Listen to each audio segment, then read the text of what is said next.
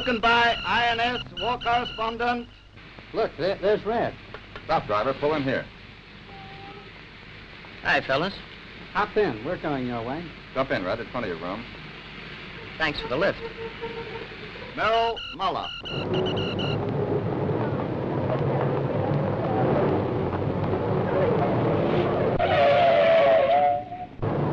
That news van's certainly in a hurry. Look at that other one get away. You've got to admire the way they get the newspapers out every day. Day after day to keep the public informed. And night after night, too.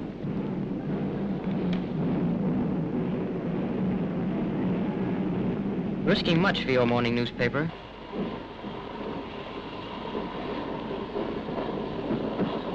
During London's worst raids, they never fail to get out.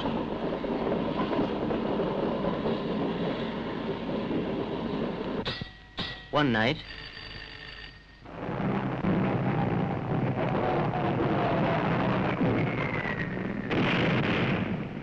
Incident. Blackfriars. Hello, Control. Blackfriars Box speaking. Can't get the Ramsgate paper train out from Oban. Right, we'll divert it to Cannon Street. Send loading staff. Send reserve paper train to Cannon Street immediately.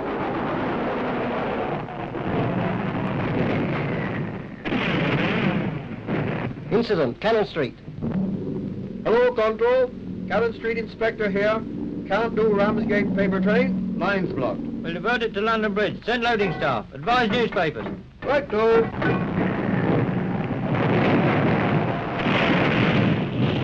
Incident, London Bridge. London Bridge Assistant Station Master speaking. Lines and communications blocked. Can't get Ramsgate paper train from here. Right. We'll divert to Victoria. Sending runner. Send reserve paper train to Victoria immediately. Ramsgate paper train will be dealt with at Victoria. We'll be late. Advise newspapers.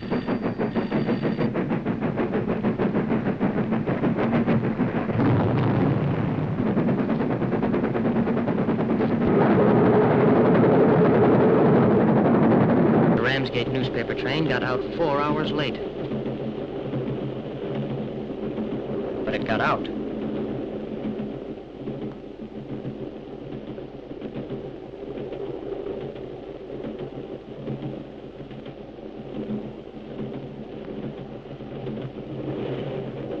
Through damage such as this.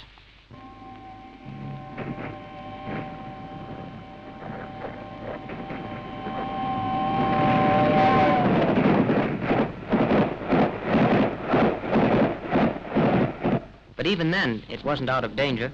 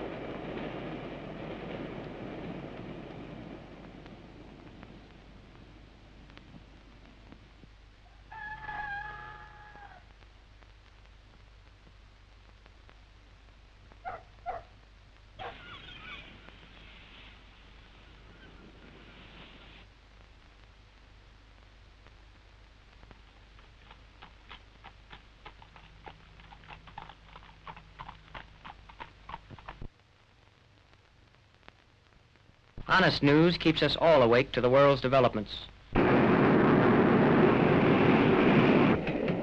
While false dispatches make Nazi propaganda ludicrous. Accurate, objective newspapers will help us all to play our part in sharing the benefits of the better world we can and must create.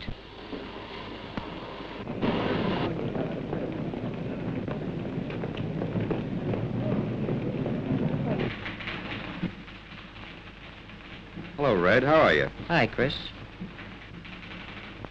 Remember that news train story of yours?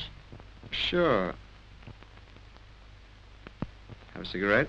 Just been telling it to a couple of friends of mine. Got a match? Yes, sure.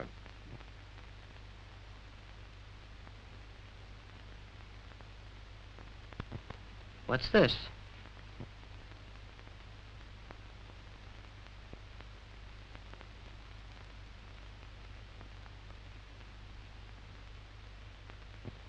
Well, I'll be damned.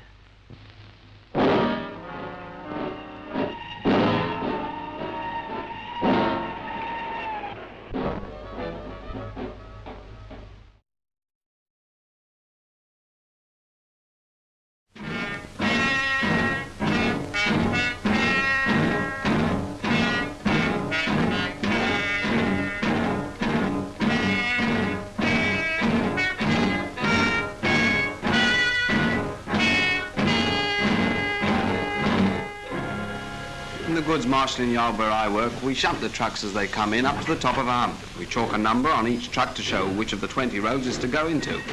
Then we uncouple it and let it roll down. Thousands of goods wagons a day are sorted like this, to and from all parts of the country, carrying everything from eggs to ammunition.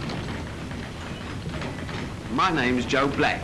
I'm what's called a wagon chaser. That is, I brake the trucks on the run so that when they arrive out on the road, they don't smack up too hard behind the others. It's pretty hard work, but it's all right when you get the knack of it, and it keeps you on your toes. The day the incident I'm going to tell you about happened, I threw over the stick to Jimmy Coxon on West Hump at the end of an afternoon shift. I live near the yard. Moved out there when I got married so as to be on top of the job.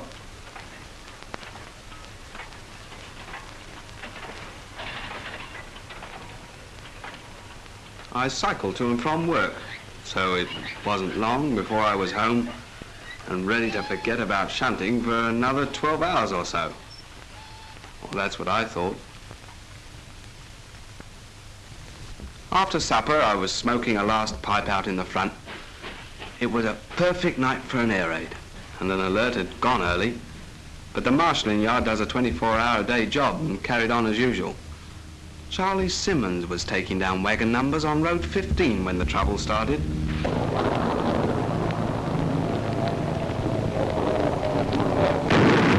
couple of 100 acres of marshalling yard, and incendiaries and HEs began to fall in so many different parts that every man around was kept busy. To make matters worse, the mains supplying the hydrants were hit, and in some parts of the yard there was no water pressure. Over on the west side, Charlie and his mate grabbed buckets and stirrup pumps and tackled their fire. They knew they had to do something quickly, because it was a fast-burning load of wheat. But when they ran up to it, they got the shock of their lives.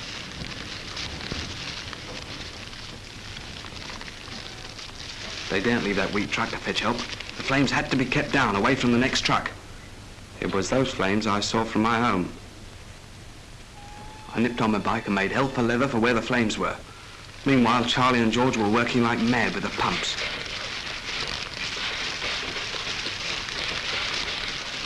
Hello, Joe. We're trying to keep it away from the ammunition. We must shunt them apart. I'll get an engine. Keep pumping. The loco shed was across the main line. It seemed miles away that night, but I got there and managed to collect an engine and a crew. Give me the mainline signal box.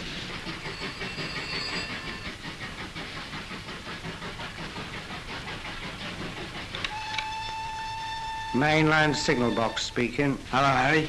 Listen, I've got an urgent shunt to make across to number 10. Okay, Joe. Take number 3 across the main down the west siding and back into number 10. And I wish you the best of luck. Right, let's go!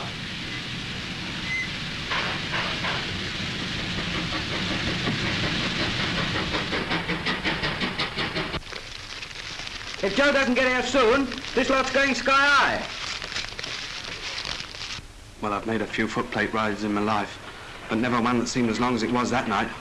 We fair burned across those tracks, but all the time I had that other fire in mind, and the things dropping around it. Harry up in the box had to stay put. He always has to. And he cleared the roads for a straight run across. Charlie and George were pumping their guts out. They were fighting a losing battle, and the flames and sparks were getting nearer and nearer the ammunition truck. A minute before we arrived, the worst happened. The ammunition truck caught.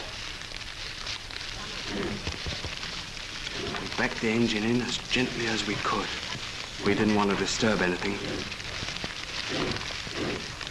Hurry up! And we're Charlie and George glad to see us.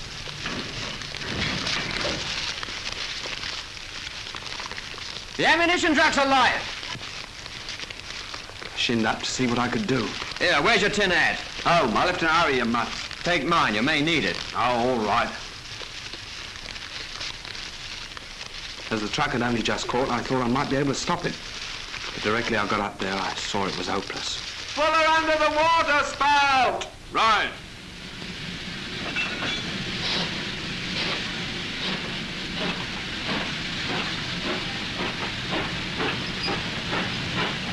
If she goes up now, he's a goner. I was taking a chance on that water spout being okay. The water columns are fed from a different main to the hydrants, but had that been damaged by bombs too? That's what we didn't know. And that fire was beginning to get a hold.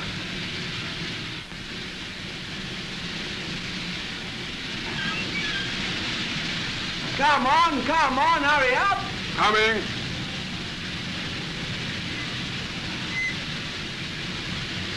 More this way! Okay.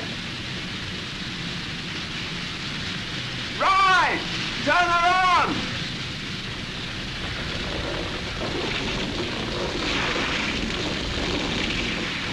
Our luck was in.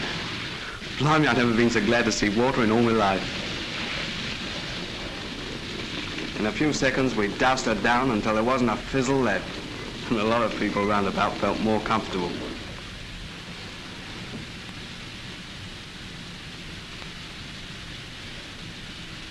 When I'd made sure the ammunition trucks was quite safe, I went to see how Charlie and George were getting on.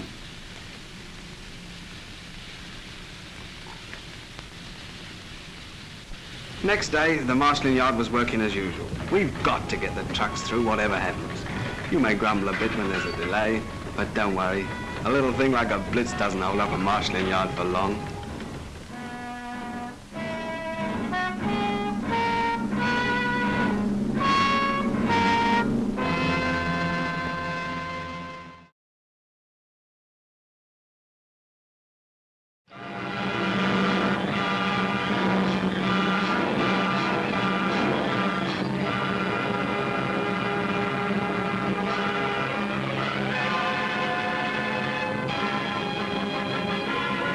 This is a war of speed, a war in which rapid movement and the swift concentration of huge armies distinguishes each successful campaign. Thrusts and penetrations by mobile columns, the immediate consolidation of new won ground, and the organization of far-stretching lines of supply are essential features of the modern panzer battle.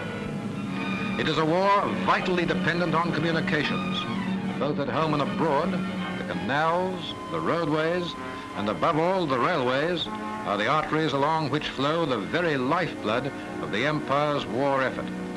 In the defense of Britain, the railways play their part. Along shining steel rails, the giant naval Bosch buster takes its morning stroll to vomit a ton of steel and explosive at the imaginary Hun. And it's down a branch line that this armored train manned by Poles makes its daily reconnaissance.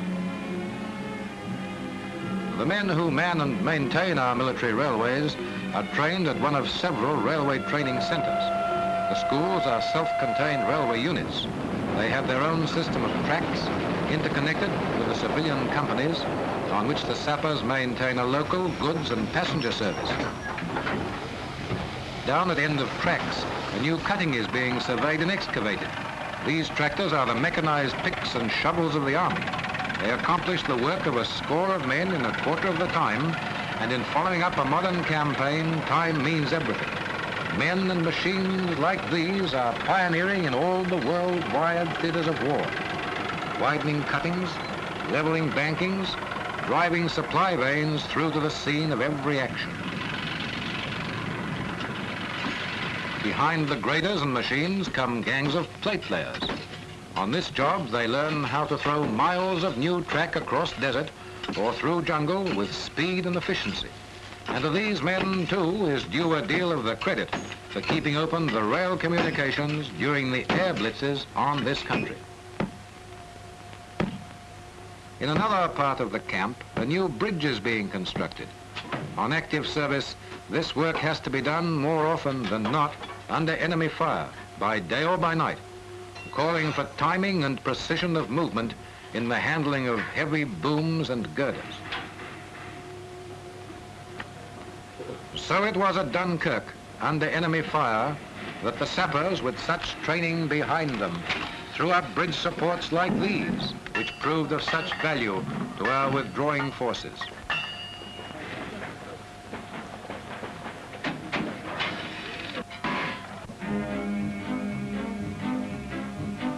The theoretical and administrative side of training is taught by lectures and the use of models.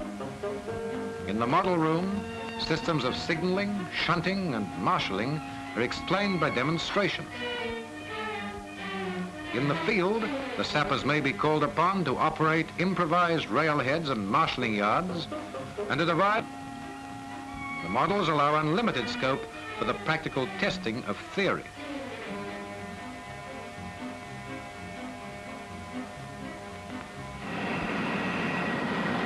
Training school has its own foundries and workshops. Here is performed the routine of replacing and servicing all working parts, from the tiniest screw to the largest casting. The men who guide these machines are army craftsmen, and every opportunity is given to further knowledge by practical experience. These men realize that a casting burnt out in the middle of the African plains is not a matter for the foundry at the base, but one for their own hands, a test of their technical skill, of their initiative. They must know intimately every type of crane and lifting gear. They must have the skill to handle outsize or super heavy loads. That knowledge and skill is attained by instruction and hard application in the shunting yards. When the sappers are called upon to embark a BEF from some railhead, they will do so with the confidence and easy ability of long practice.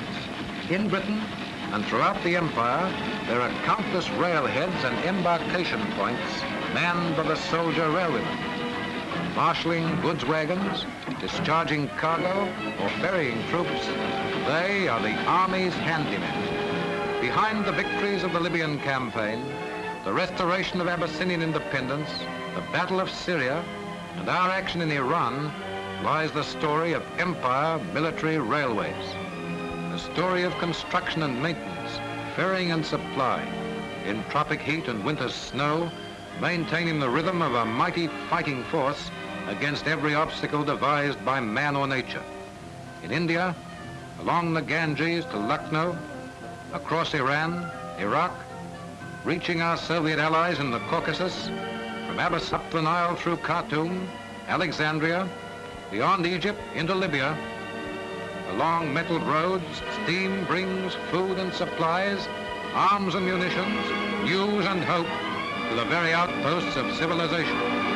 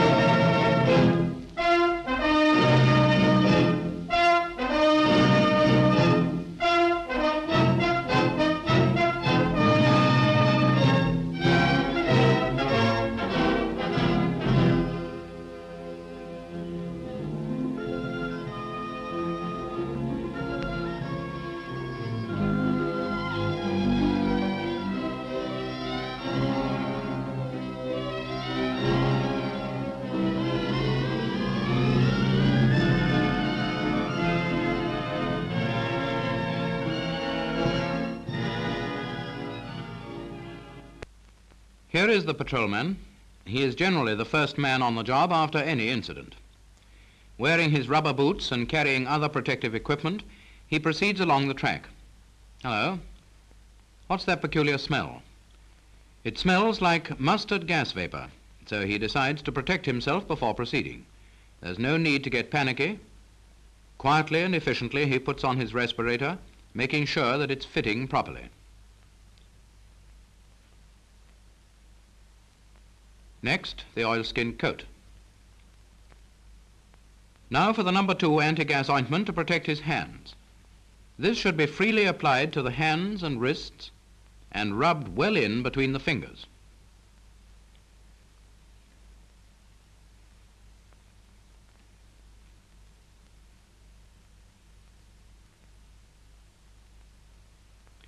Finally, he buttons up the coat and proceeds carefully to examine the track.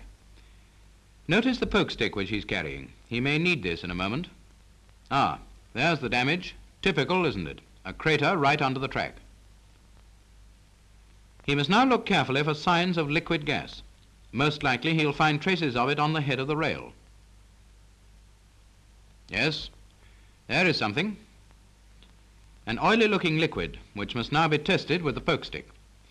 If it is liquid mustard gas, the detector paper on the head of the poke stick will turn red.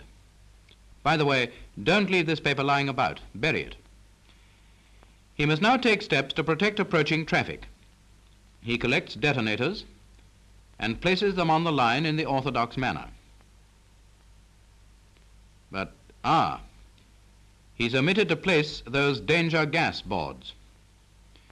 Now for his report, which must be sent as quickly as possible. In this case, the signal box is the nearest point, and so he passes his message to the signalman from a safe distance. On no account must he enter the box wearing those rubber boots, as they may now be contaminated.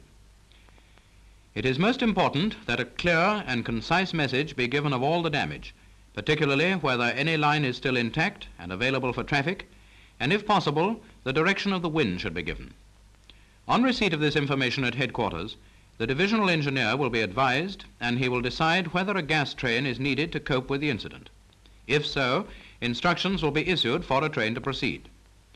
In this incident, the gas and repair train is needed, and the necessary instructions and routing are given in accordance with the information received from the patrolman. Here we see the men joining the train, bringing with them their respirators and steel helmets. On joining the train, each man is given a number by his supervisor, and this number is placed on each article of his equipment in order that he may be recognized when fully dressed. Proceeding to the locker bearing this number, each man takes out the underclothing, rubber boots, and socks. In the center of the compartment hangs the number 2 oilskin protective clothing and the impregnated suits.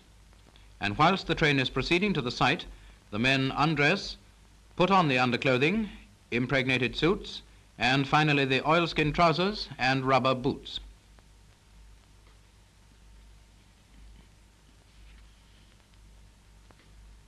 In case you're not familiar with the impregnated suit, this is the ordinary battle dress which has been specially treated, but which is only necessary when high concentrations of gas are to be dealt with. In putting on oilskin clothing, it should be remembered that whilst it gives full protection against liquid gas, it must be handled with reasonable care to avoid tearing the fabric. Notice how the trousers are bloused over the top of the boots in order to prevent any liquid getting down inside them.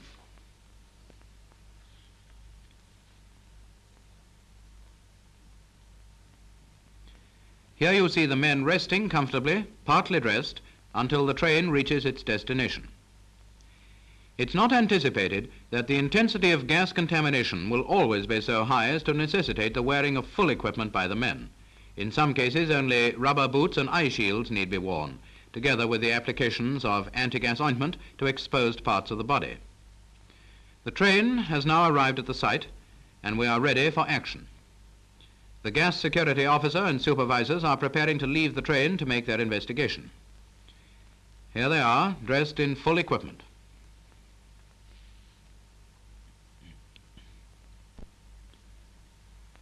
The gas security officer and other supervisors will now make detailed examination of the damage to ascertain the area affected by the liquid gas and the degree or intensity of vapor concentration. This is done by the gas security officer with an instrument known as the SD pump, which you see here being operated close to the ground near the crater. By quick calculation, he is able to say that the concentration is 6 in 1 million, and full protective clothing will be necessary. The area of the gross liquid contamination is now determined by using the poke stick, and instructions are sent back to the train to send out the decontamination squad. Here, the decontamination squad is being advised to prepare for duty in full equipment. At this stage, they will require some help, and men specially appointed to act as dressers assist in fixing the coats, gloves, respirators, hoods, and making any adjustment which may be necessary, as it is important that each man shall be thoroughly comfortable before he commences work. Notice particularly how these men are dressed. Canvas mittens are worn over the gloves to give protection to the oilskin fabric. The coat is tucked inside the trousers, and any fullness round the waist is drawn to the hips, and respirators are checked over to ensure a correct fit. Finally, the man's locker number is plainly marked on all equipment.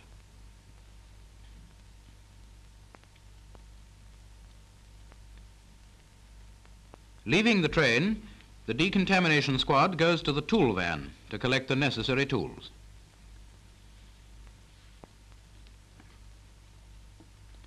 First, the bleach tray is taken out, and this will be placed on the return route from the working site. Next, pails of bleach powder and bleach paste, already mixed, together with brushes with which the paste will be applied, and also shovels and bars. It is not necessary, of course, for the man issuing stores to be dressed in equipment. Whenever possible, operations should be carried out on the windward side of the contaminated area, and to give wind direction, a smoky fire is lit and maintained throughout the operation. Danger gas notice boards are placed at appropriate points, and the decontamination squad proceeds to apply bleach powder to the contaminated sleepers and to the ballast near the crater.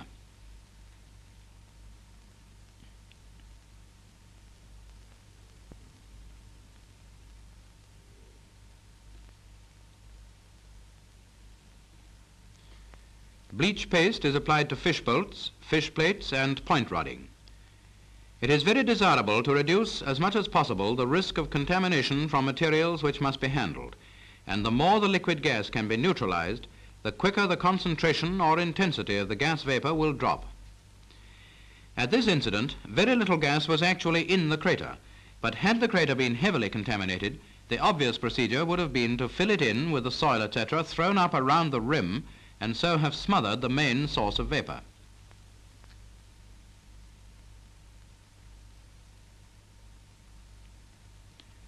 It is well to bear in mind that where it is justified, in order to achieve complete and thorough decontamination of the ground, the bleach powder should be liberally applied.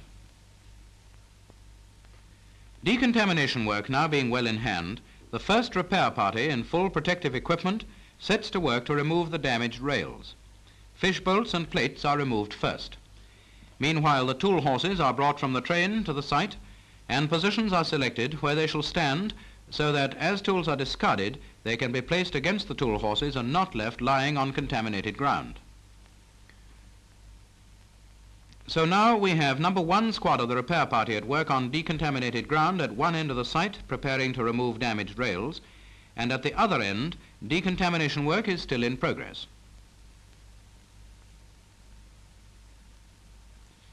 The second repair squad, also fully equipped, arrives at the site to give assistance in the removal of the damaged rails.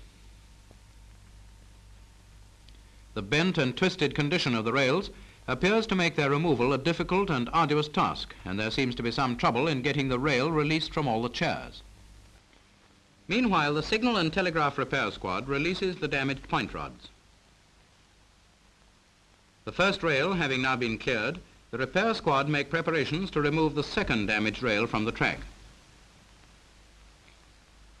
One of the most arduous tasks to be carried out by the signal and telegraph squad, digging a hole for the new pole. Back at the train, preparations are being made to deal with the first squad on their return for a rest period, and the dressers are applying number 2 anti-gas ointment to their hands. The first repair party, having been at work in full equipment for half an hour on a particularly hot day, leaves the site for a rest period. Their tools are placed carefully against the tool horses before leaving.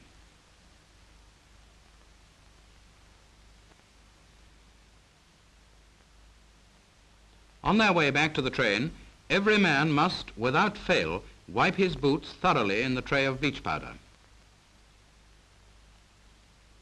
The dressers are ready and quickly remove the hoods and respirators from each man.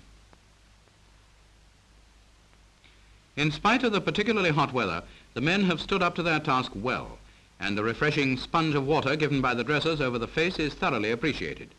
It also helps to reduce the temptation to wipe the perspiration from one's face with a contaminated glove after the respirator has been removed. The awning erected against the side of the coach gives welcome shade during the rest period. Careful attention is given to all the respirators whilst the men are resting. Each is numbered so that its wearer can be identified. Moisture is wiped away, the eyepieces are treated with anti-dim, and the masks are hung filters uppermost on the hooks provided along the side of the coach. Work at the site is continued by the second working party. No steps have yet been taken to fill in the crater, work being concentrated on the removal of the damaged length of track. All hands are needed to release the rails and lift them to the downwind side of the site.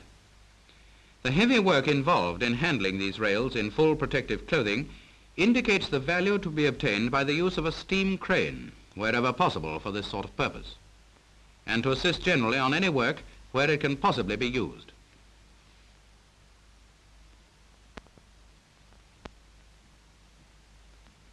Meanwhile, the gas security officer is making tests of the vapor concentration to ascertain whether any of the protective clothing can be discarded. Local high concentrations are found, and it is decided to carry out further decontamination to these local spots. The decontamination squad is recalled to do this whilst all working parties are resting. One working party returns to the site. There is no longer any need for hoods to be worn, as there is no risk of liquid gas being blown from nearby contaminated trees or other sources. The No. 2 ointment smeared over the head and neck is an alternative protection. The vapor concentration has now dropped to 4 parts per million, and the board has been altered accordingly. Repair work is now proceeding at a better rate of progress. The men are settling down to the conditions. Damaged sleepers are cleared from the immediate area, and the debris is shoveled into the crater, whilst the formation is leveled in preparation to receive the new sleepers. Supervisors in charge of the repair work should decide where the damaged contaminated material shall be stacked. If possible, this should be done on the downwind side.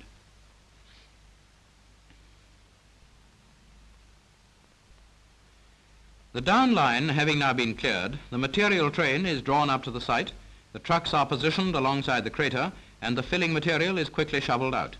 This will blanket and seal any liquid gas remaining in the crater, and so help to reduce the intensity of the vapor.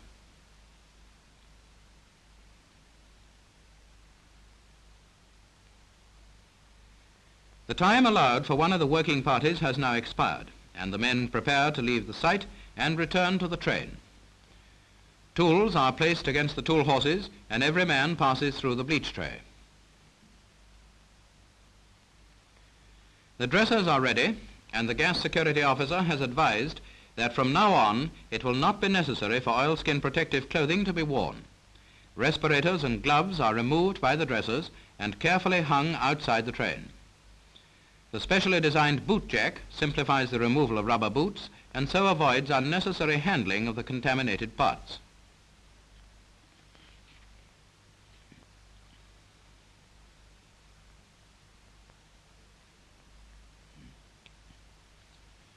The outer protective coat is unfastened and removed, and the precautions taken in removing the trousers should be carefully noted. The man is keeping his hands away from his sides and does not attempt to do any of the undressing operations himself.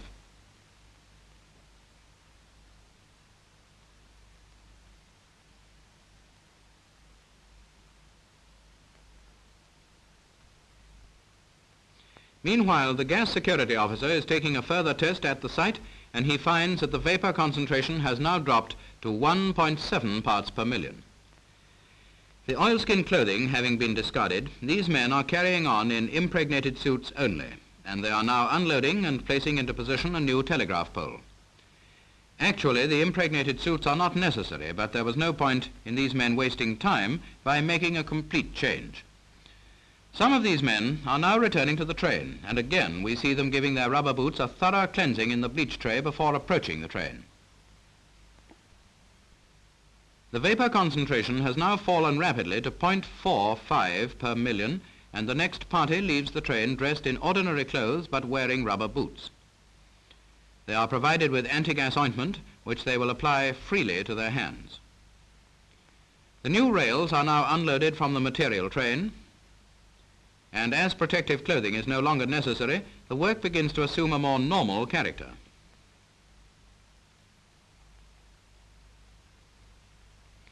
New sleepers are now being placed in position ready to receive the rails.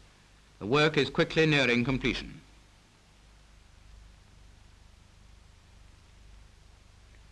All materials having been offloaded from the repair train, the down line can be cleared for traffic, the traffic department advised accordingly, and the train transferred to the up line.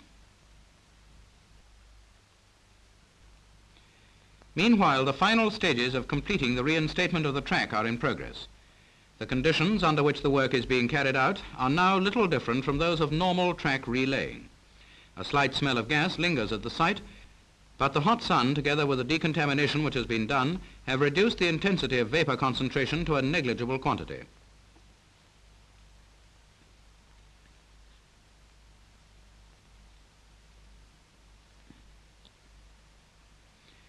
It only remains to adjust the expansion gaps at the end of the rails, bolt up the fish plates, and complete the driving of the keys. The track is linked up. The work of the signal and telegraph repair squad is almost complete. The last bit of filling is rammed round the telegraph pole. The final truing of the track is soon done. The repair train has consolidated the repaired up line and is waiting to be coupled to the gas train. One of the last jobs before leaving the site is to decontaminate the tools. Metal parts are wiped over with a paraffin rag, wooden parts with bleach paste, and then they are loaded into an open wagon. The last repair party is now leaving the site, and although there can be little contamination remaining, precaution is still taken by every man treating his boots in the bleach tray. The boot jack is again used for removal of the rubber boots.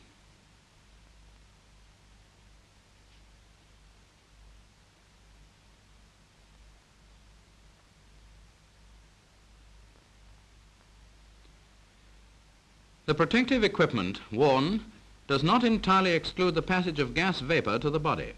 This vapor combines with the perspiration, and if allowed to dry on the skin, may cause some ill effect. Every man who has worked in a high concentration of gas should therefore take the earliest opportunity to wash in warm, soapy water. Where men have been working in lighter concentrations, the complete washing of the body is not necessary. The work is finished. The men complete their dressing and can take some welcome refreshment.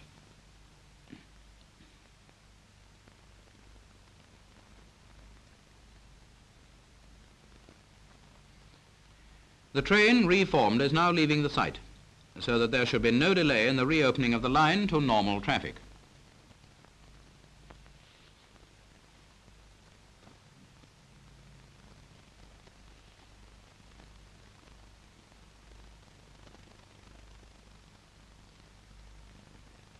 And so another good job of work has been done to defeat the enemy, without fuss, undue risk, or casualty.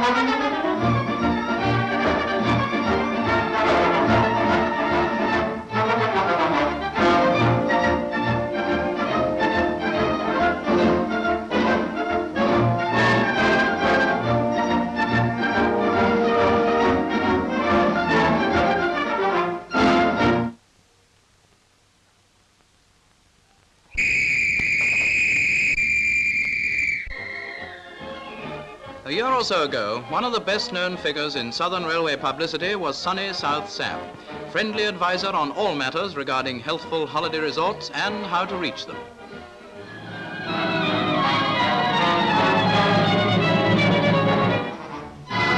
But now the dogs of war have slipped their leash, and once again the Southern plays a star role in a newly arisen state of emergency, a role of such magnitude that even the Southern's resourceful men are taxed to the utmost.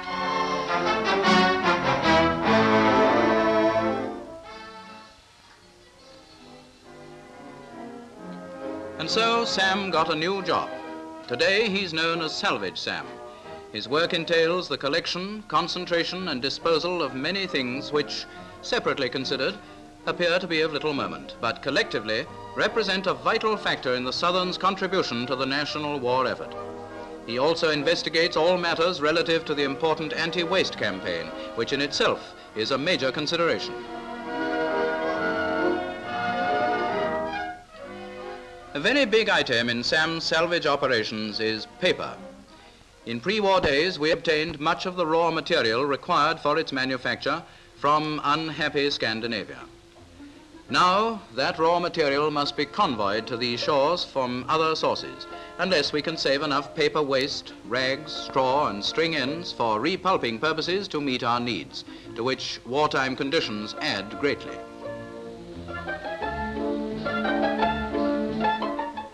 The thoughtless or careless stenographer or clerk can do much to augment the burden of Sam's worries.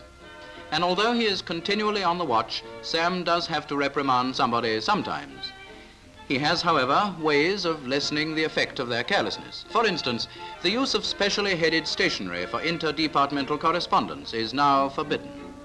The backs of old letters and circulars with their former text over-stamped, and both sides of new paper are utilized for messages nowadays.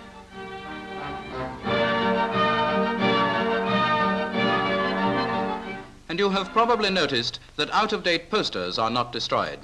They are cut up and put into service as you see here, thus fulfilling a very useful purpose.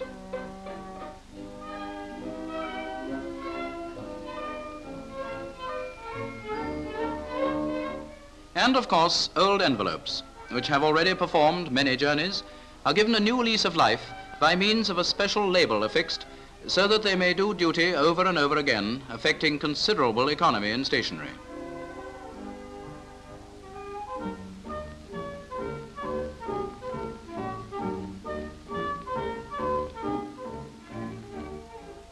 Sam's roving eye noticed that carriage sweepings were, as a means of disposal, usually burnt.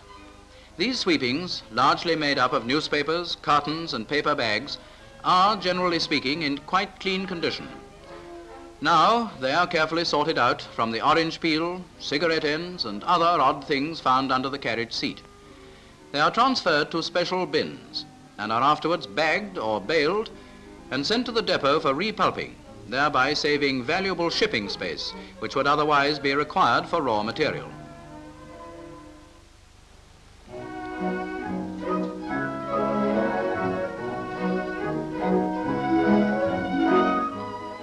In the office, your waste paper basket can be made to serve in this anti-waste campaign. Little things like old envelopes and lunch bags when they can't be used again, cigarette cartons, memoranda, and the wrappers of your chocolate when you get it, are extremely important when collected as potential fodder for the paper mills. And on the station, it may be another step or two to the litter basket, but it is there for your convenience. Please use it. You never know when Sam may be watching you. He has a way of appearing and disappearing suddenly, just like that.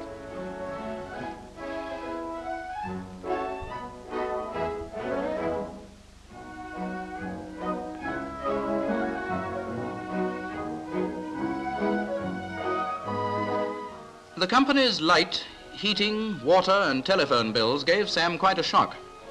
Waste at any time is regrettable, but now it is absolutely necessary to reduce it to a bare minimum. It was unfortunately true that Sam had seen lights left burning needlessly.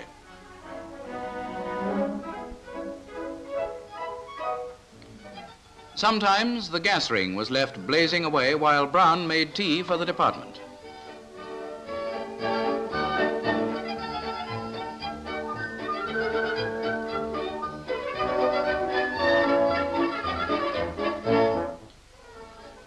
Jones, usually a very careful and thoroughly businesslike sort of chap, was at times apt to forget that the moments which slipped by so quickly while he exchanged pleasantries and anecdotes on the long-distance line had to be paid for.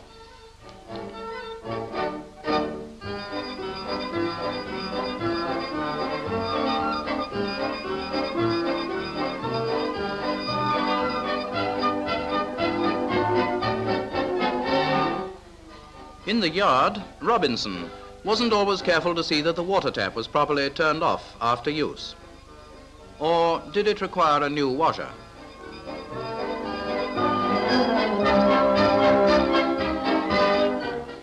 And Green's judgment in the use of paper and string when wrapping parcels for dispatch was occasionally at fault. This is really regrettable, as paper and string are most important items in our anti-waste effort.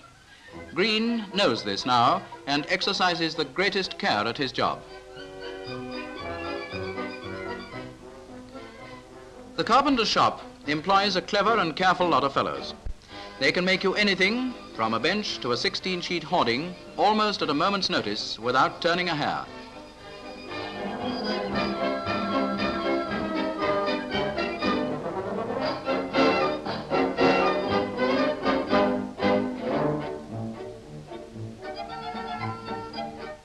No doubt it was the camera which embarrassed Joe here, and we must perforce overlook his little miscalculation. Normally, he never errs.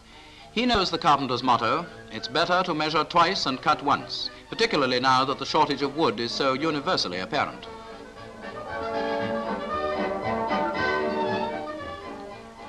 Everyone is aware of the magnificent way in which the engineers and loco departments are facing up to wartime difficulties. Avoidable waste in the sheds and sidings is considered something akin to a crime, especially the waste of oils and lubricants. Happily, examples such as the exaggerations shown in these pictures are rare.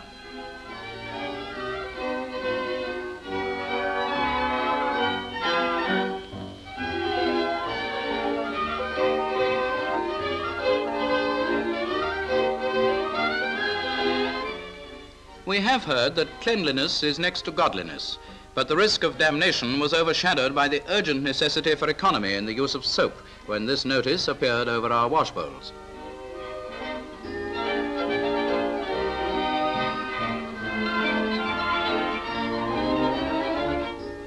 After a hard day's work, one of the most pleasant things to which one can look forward is a good wash before leaving for home and a nice cup of tea.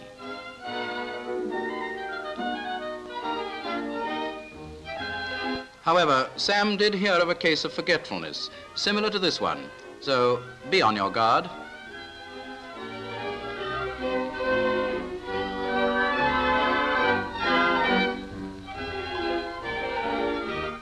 You see?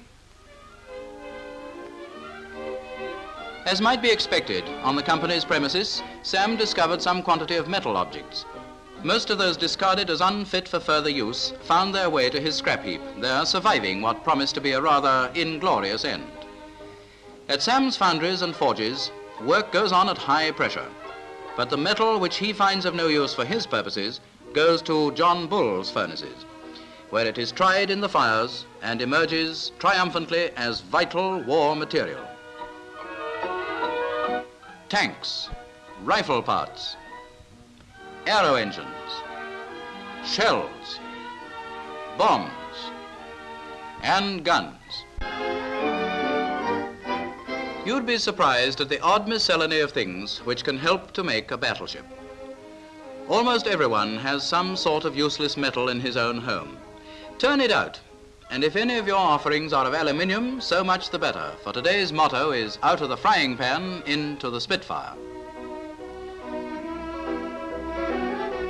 Sam is justly proud of this one.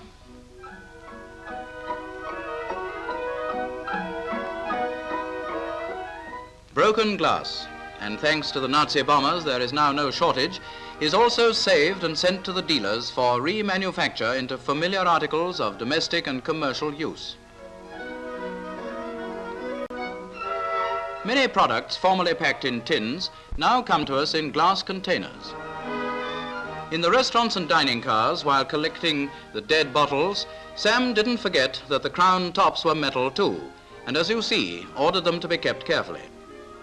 Here also, the next and most important item from the nation's viewpoint, he found bones. Bones give us fats for our toilet preparations. Glycerine, used in the manufacture of high explosives. And particularly glue. Glue for our planes, as well as fertilizer for our allotments and gardens, a great aid in our dig for victory. The home-reared pig's position in our daily life as provider of our bacon ration has been elevated to one of major importance. At the great hotels and restaurants with their elaborate menus, Sam's Swill Tub has become a valued wartime feature for the disposal of edible waste. At the smallest of rural stations too, the country-bred porter realizes the great importance of his kitchen as a source of supply of food for the pigs.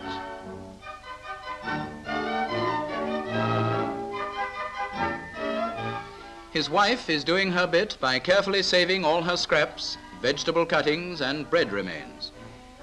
She doesn't throw them out with the ashes, tin cans and eggshells now.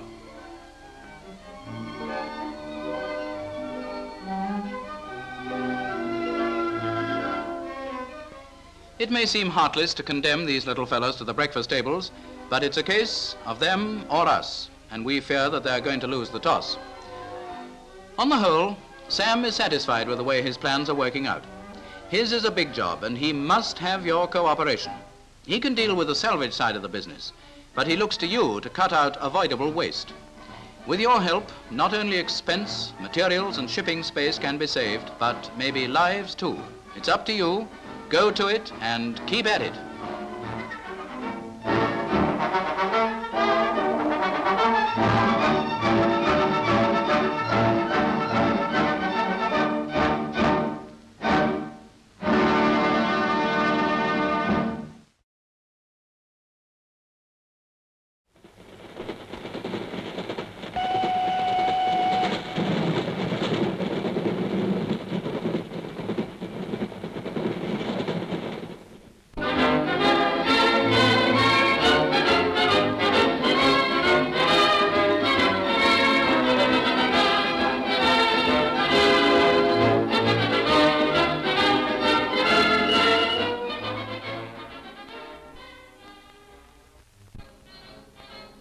Years ago, the British realized that they could not win the war with only half of them, the men, helping.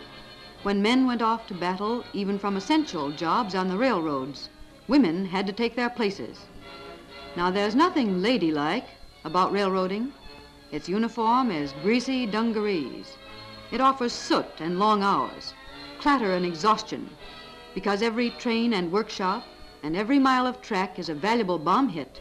Railroad work is dangerous, too. But 160,000 women are working now on British railways, from quiet side street houses, from colleges, cafes, and offices. They volunteered to help transport bundles for Berlin.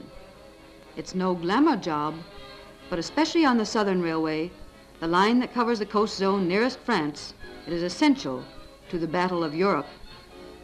Mrs. Lewis, who used to teach music in a school, has one of the Southern Railway's pleasanter jobs. She merely stands on her feet 9 hours a day in all kinds of weather, waving traffic into Waterloo Station in London. In porters' jobs, women have replaced all but the most dilapidated men. At Waterloo Station, Mrs. Ellen Driver, around there they call her Blondie, works in the spring sunshine of 1943, but she also worked there in the fearsome nights of 1940. Her husband is one of General Montgomery's men. In spite of bombs and extra munition trains, porters have to get the mails out on time. Gladys Sharp, who opened the gate, used to cook in a canteen. Another of this gang was a stewardess on a hospital ship until the Germans sank it. Another was a bridge-playing girl of leisure.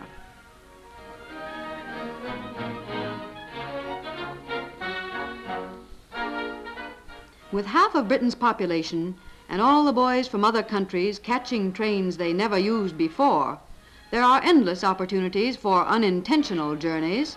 It is a woman's voice. This one belongs to the wife of an RAF officer, which helps travelers over the loudspeakers. Fast train to Victoria from platform 5. Calling at Preston Park, Haywards Heath, Gatwick Airport, Red Hill, East Croydon, Clapham Junction and Victoria. Hurry along there, please, for the Victoria train. It's no pushover being the automaton behind the ticket window, but hundreds of women do that job for the Southern Railway. That's Delsey Warner. She worked before the war in a theater box office. Now she has to remember such helpful details as that there are 5 towns called Newport in the country. On most British trains, conductors don't attempt to get from one to another of the fuddy-duddy little carriages. Passengers hang on to their tickets until they get where they're going, and it's up to the collector at the gates to see, even in rush hours, that nobody gets through without turning in his pasteboard. This woman works 56 hours a week on 8-hour shifts and likes the job. She did the same thing last war. Those are the velvety jobs, but they use only a fraction of the new railroad hands. The rest of them work not with the public, but backstage, helping to move things, including dangerous things for Germany. Here at one London freight depot, 600 of the 1,600 workers are women. They do all sorts of jobs. Hi, remember those? All the freight isn't as precious as that. These gals don't pretend to be Amazons. They carry their compacts in their pants pockets. From the freight depots, women go out on delivery trucks, taking personal packages to a couple of hundred front doors in one day, helping the driver carry the heavier bundles. The boys who used to do this travel now in tanks, warships, and fighter planes. One of the simpler but less alluring jobs in the company's workshops is welding parts of cars. It's noisy and hard on the eyes, but girls who never learned to sew now make neat seams in steel. Multiple drilling was nerve-wracking for Mrs. Bailey and Mrs. Dixon there until they learned to work like robots in the rhythm of their machines. Mrs. Phyllis Bowyer, whose husband was lost at sea, is one of the company's saw sharpeners. She grinds 30 saws a day, works in a small frenzy as though each sawtooth is going to bite right into the enemy. Some of the tools, this is a milling machine, make gears, and this radial driller and its operator, Mrs. Ruby Shelley, help make other parts of engines. It takes special skill to do the 6 or 8 operations of a capstan lathe, making bolts, rivets, or copper stays for locomotives. Like other women in this shop, Mrs. Annetts learned her job at a government training school. She is working on a rush order for freight cars for Iran, which will carry supplies to Russia. The rivets this girl is making are going to Iran too, in the 1,000 freight cars the Southern Railway is sending there.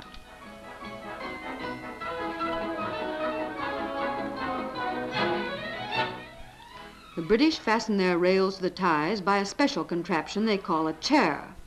These women are driving bolts into the ties to hold the chairs. Sarah Smith never developed such energy in peacetime when she was a housemaid. Some of the new hands do engine repairs. For instance, welding new ends on boiler tubes, which wear out quickly. She does it with electricity and learns to handle a tube as easily as a schoolroom pointer stick she used to wield. Here is a modern pioneer. She is one of the Stanford Beale twins who both work now for the Southern Railway. This twin, who was the first girl in the company to become a blacksmith, was making links for chains when the camera called on her. Before the war, she worked in a greengrocer's store, selling cabbages and oranges.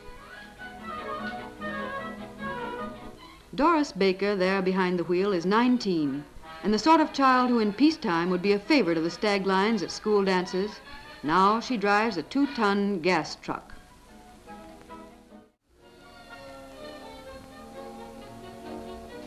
The British have found that women make diligent and careful inspectors of their factory output.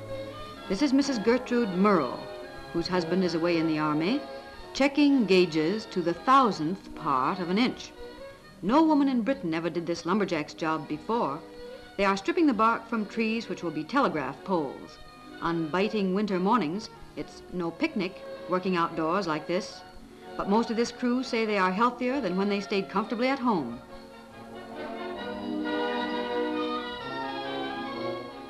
One of them is Mrs. May Ward, whose husband was in His Majesty's submarine Swordfish. Then she got one of those dreaded yellow telegrams. The Admiralty regrets to inform you.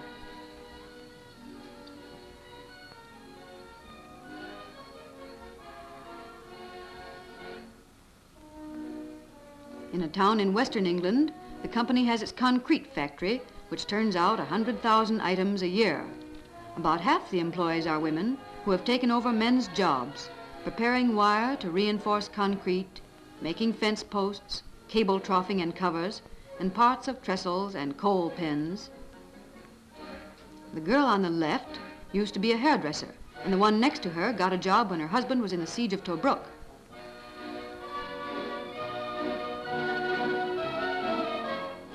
This is just another routine job of greasing the wheels that carry materials to the Battle of Europe. Rain gets in the axle boxes, so she has to pump it out first.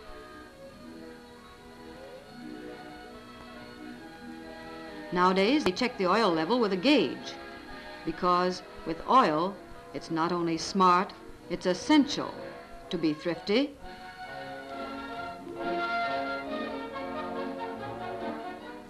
Not exactly picturesque, this gang, but they weren't hired as mannequins. Beneath their sling, there is only the River Thames. But their gossip as they work, of where to buy fish, which is unrationed but rare, of what's happening to sons and husbands in India and Africa, is just as cozy as it used to be across their backyard fences. Only a few years ago, British women, seeing films of Russian women laboring in the fields, thanked their stars they lived in conventional old England. But bombs blasted away that convention. Now they toil and sweat, digging trenches for electric power cables. One of these women lost a husband in the last war and a son in this one. She said, "It'll take all of us to beat them Jerrys. That's why I'm working like this." Mrs. Violet Winborn, a London girl with a husband and 4 brothers on the war fronts, carries out the same idea from the driver's seat of a 5-ton electric crane. Her only other job, which she had before she was married, was managing a bakery. These days, she parks her daughter, aged 4, in one of Britain's new wartime day nurseries on her way to work, and collects the baby again on her way home at night. Crane driving, 45 feet in the air, was Mr. Winborn's job before he went into the army. Mrs. Winborn asked for it and qualified for it in 3 weeks.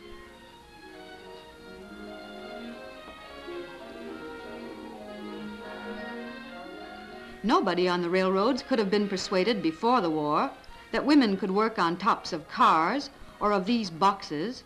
The British call them containers. They fit on both road trucks and flat cars and carry furniture and now more dangerous cargo intact from door to door. Now nobody pretends that women can't do these jobs.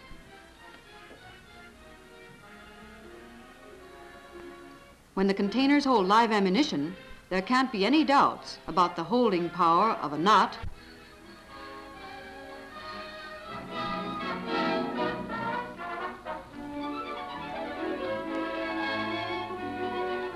There you have them, Britain's new railroad hands, helping humbly, without glamour or glory, to move the Allies' generous big bundles for Berlin. Don't pity them, these backstage workers. Salute their grime and din and hardship, because one day they will rank among the winners.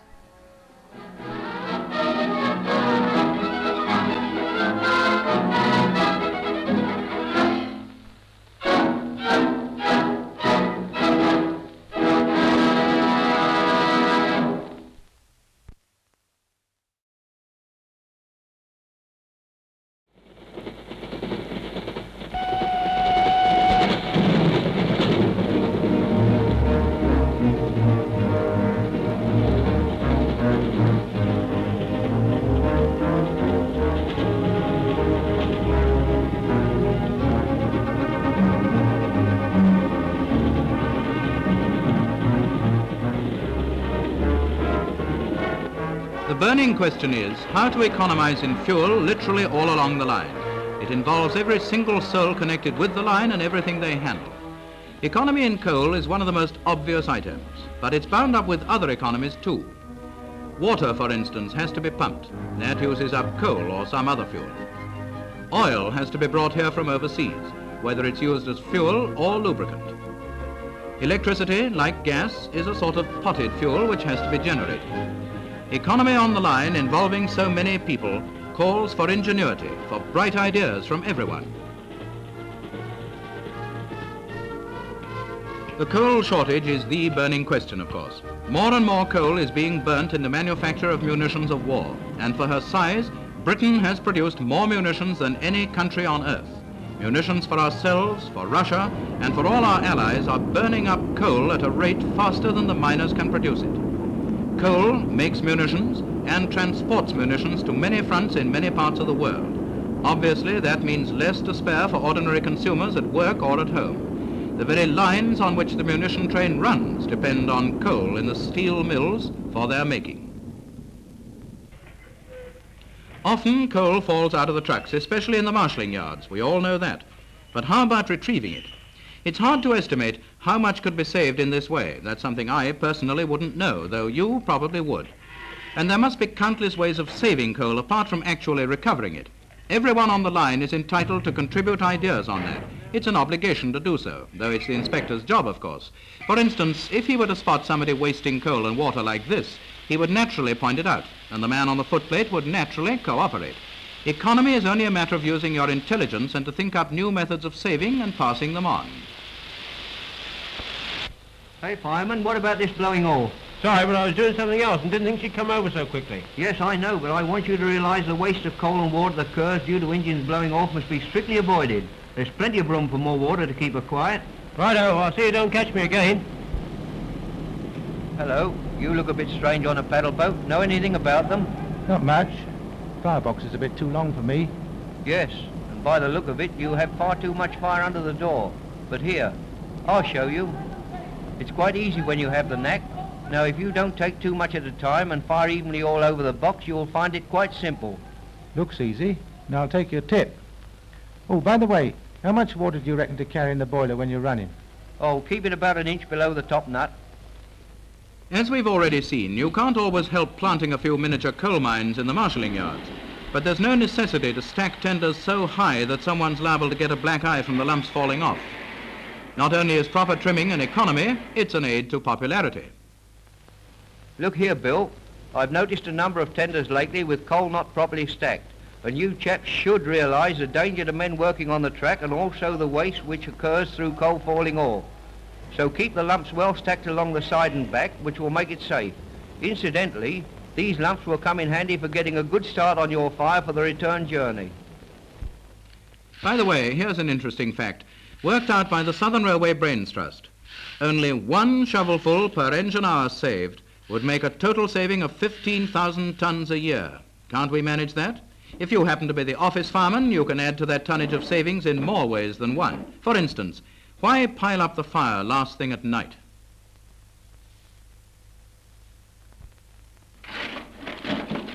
Back to the line again after the run. It's as well to remember that bowler hat misses nothing. Here's another place where that 15,000 tons saved can be added to by always separating coal from clinker. Always separate coal from clinker. Even the missus does that. And she keeps her eye on the gas as well. Here, what about this gas, George? Well, I can't help it. But it's wasting. Well, I've got to get away. Yes, but you might have turned it off. It's your job. Yes, but the bills are yours, and we must save gas. Yes, and the mess room kettle needs watching too. Look at this kettle boiling away, and this other ring burning as well. Well, I never turned the ruddy thing on. But it's your business to turn it off if it's not being used. It isn't only inspectors who have ideas on economy. It's a part of everybody's war service to produce useful ideas. Here, a fireman has had a brainwave, and he's taken the trouble to come along and turn it in. It's not a case of any questions, so much as any suggestions. Don't let modesty affect your war effort. If you have any ideas, pass them on. They will certainly be given every consideration. Oil, of course, is not always used as a fuel. Perfectly true. It may be used as a fuel or a lubricant. It has been said that the ability to prosecute a modern war is absolutely dependent on oil. And you won't forget that these boys were dependent on it in the days of the Battle of Britain, when we in turn depended on them. It's still true today. Oil must be used with the strictest economy so that the highest possible amount of that imported at such grave risk may find its way to the armed forces.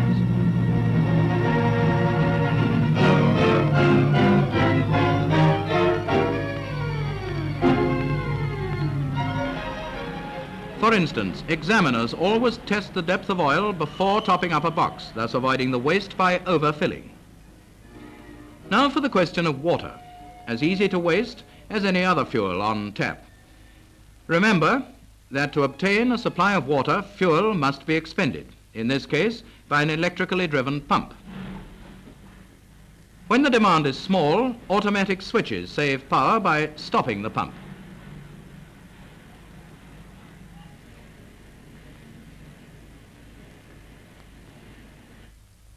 But losses due to many leaky fittings and taps, which may only require that extra turn to stop the leak, have to be made good, and consequently the pump works overtime. And of course, while this may only be for a matter of minutes, remember that a tender allowed to overflow might keep it working for hours. Electricity is canned fuel. When you save it, you save that coal for munitions. The dead man's handle is a saving grace. If she'll roll without juice, let her roll. Switch off, yes, at your desk, in your office, in the corridor, in the workshop, and in your home.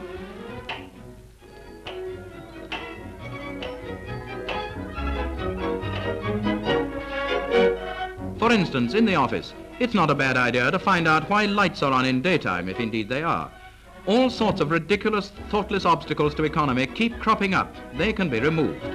It's a safe bet that in 9 cases out of 10, some minor adjustment of curtains or furniture in the office will remove the need for electric light in daytime. It's really only a matter of noticing and then using common sense. But the urgency of the need for economy should be in everyone's mind all the time. The fuel consumption at the main headquarters of the Southern Railway Executive Staff is shown by means of a graph. This indicates the consumption of electricity, represented by the upper line, and gas by the lower line, during the latter half of 1941. Naturally, there is a rise as winter progresses. But now compare this with the diagram of the corresponding period of 1942. Now we can see how the combined efforts of the staff is leaving its mark, a steady saving of 30% all along the line. No doubt others can show the same, but just have a check-up, will you? Electricity, coal, gas, oil, and water. The more we save, the quicker the war will be won. Fuel saving by the Southern and everybody on it, at work and at home, will be a really big addition to the effort now being made by the Ministry of Fuel and Power. Economy now is essential if we're to pass quickly on to a brighter future. And now I will introduce to you Commander Stephen King Hall, MP, who is in charge of the National Fuel Economy Campaign and has something to say to you. I'm talking to you without notes, or extempore, as they used to say in the Navy. So if I make a mistake, you'll have to forgive me. And if I'm looking like death, well, it simply means I haven't got any makeup on. Now, the Minister of Fuel and Power has often expressed to me his gratitude and his appreciation for the magnificent work which the men and women of this country did in the fuel-saving campaign last winter. But now that I've seen this film, I realize that railway men and railway women understand the importance of saving fuel, not only in your homes, but also at your work. We won the battle for fuel of 1942-43, but a battle is not a campaign, and fuel economy, I can tell you, is as vital as ever. Now, the message we want to get across to the nation is this: save fuel at your job as well as in your homes. And I want you to signal that message up and down the line and all over Britain. Now it's up to you. Thank you.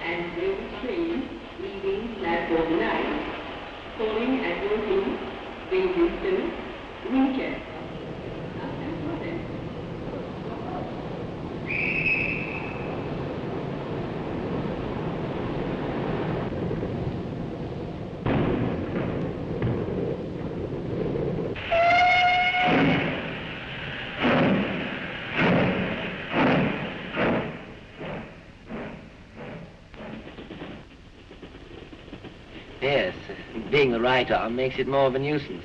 Yes, of course. Tell me, how did it happen? A murder accident. Jolly bad luck lately. I had a bicycle spill a couple of days before, too. Really? Well, it's part of my duty as a railway official to investigate mishaps on the railway, how they happen, and how they can be avoided. In fact, I've made quite a study of the subject. Would you care to tell me more about the circumstances? Certainly. We'll take the bicycle spill first, then. I was riding along to the cricket club.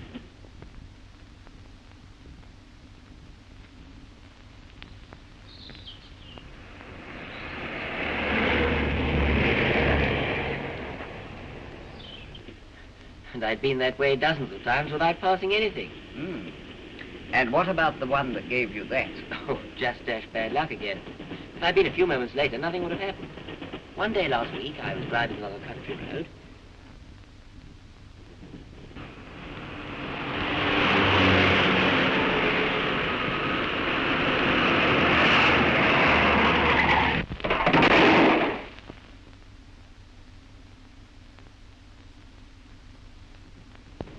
And I found I had a broken wrist.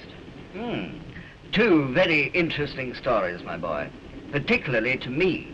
You see, we on the railways take special pride in our freedom from accidents. Yes, you're jolly lucky on the railways. But I don't see how that helps me in my misfortune. Well, if you'll forgive me for saying so, I think that what you call misfortunes are largely due to your own carelessness in some respects. A thing that no railway man would allow to enter into the working of trains. Furthermore, we don't believe in leaving things to luck. It may interest you to know that a great deal of thought, ingenuity, hard work and responsibility have gone to the building up of the confidence that you and thousands of others have in the safety of rail travel. For instance, at this junction we're running through, the driver has observed and obeyed signals which apply to him and allow him to pass through this complication of points and crossings in safety. All very simple, you may think. But there are many safety devices which prevent mistakes being made by the signalman, such as the locking of points, track circuits, and things like that. No, I won't bore you with the details. The complex system of the railways necessitates the dovetailing of hundreds of trains each day, and a specialized staff have to be consulted for timing of any additional trains to those in the basic service.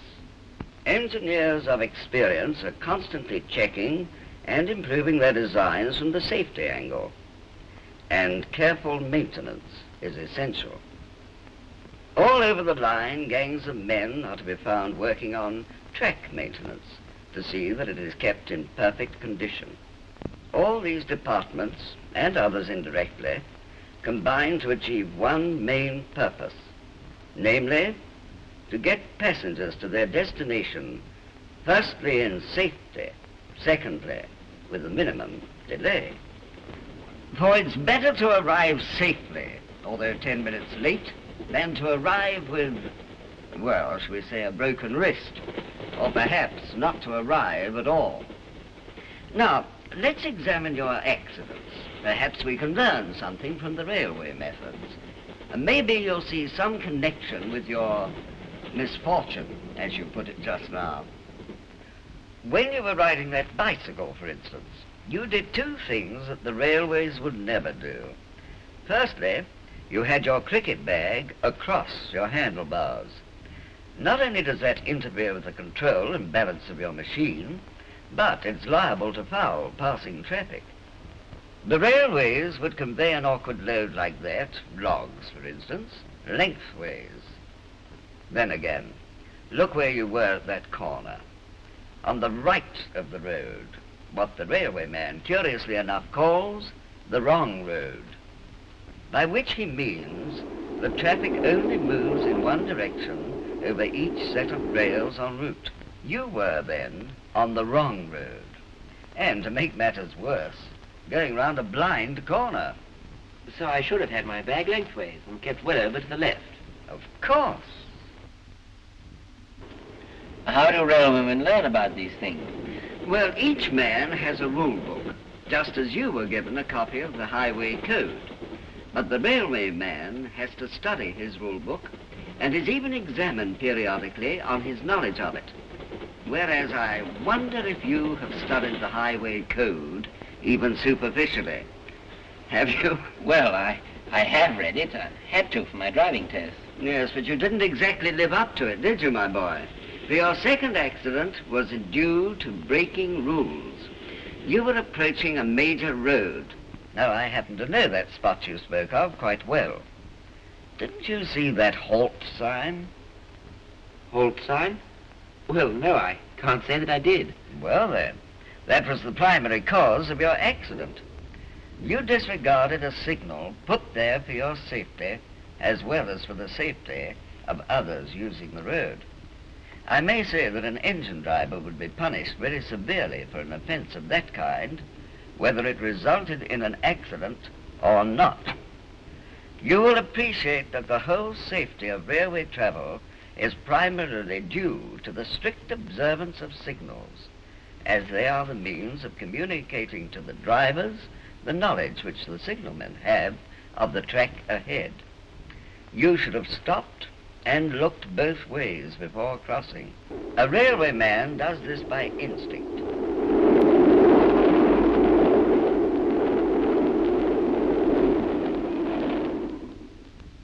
You can verify that any day, anywhere. But while I've been talking, we've probably passed 20 signal boxes, each manned by a train staff who have ensured that the track is clear for the train to proceed. Meanwhile, the driver has observed possibly 50 signals, ready to obey at once if they have warned him of any danger. That, no doubt, is why we slowed down just now. Oh, hello. We're slowing down again.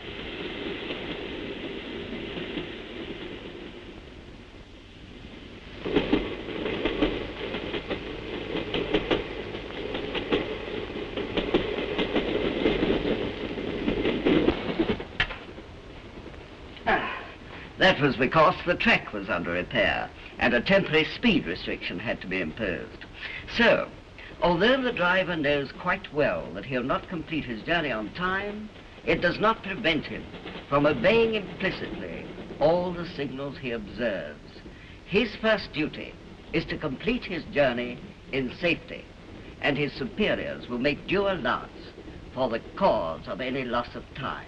If only the public would be as careful in observing the road signals and the highway code. Need I say more?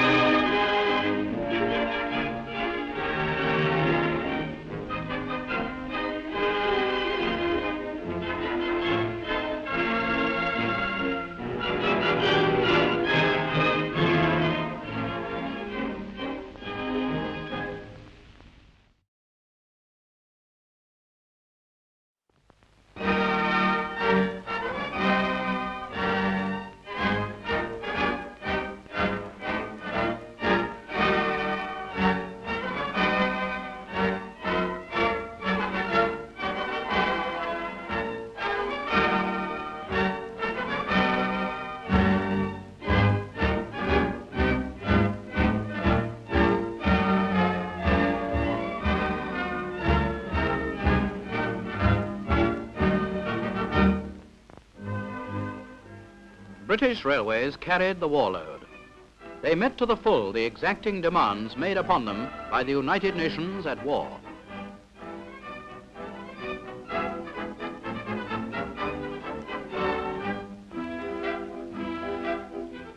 Railways entered the war at the peak of their efficiency. During the years before the war, they spent over £450 million on new works and improvements, a gigantic program resolutely carried through in the face of acute world depression in trade. Improvements were made to track, to signalling appliances, and to communications. Bigger and better engines were designed, locomotive depots were modernized and supplied with the most modern equipment. Turntables that work themselves, giant coaling plants that fill an engine tender in a few minutes.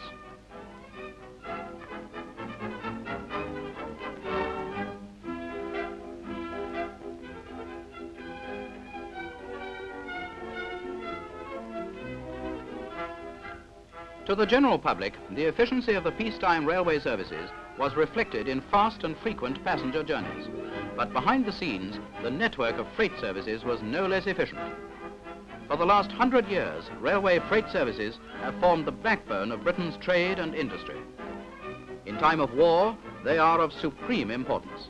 Here again, improvements effected during the immediate post-war years enabled the railways, with their numerous depots and vast marshalling yards, to carry an ever-increasing load, munitions, guns and tanks, and to keep the factories that produced them supplied with fuel and raw materials.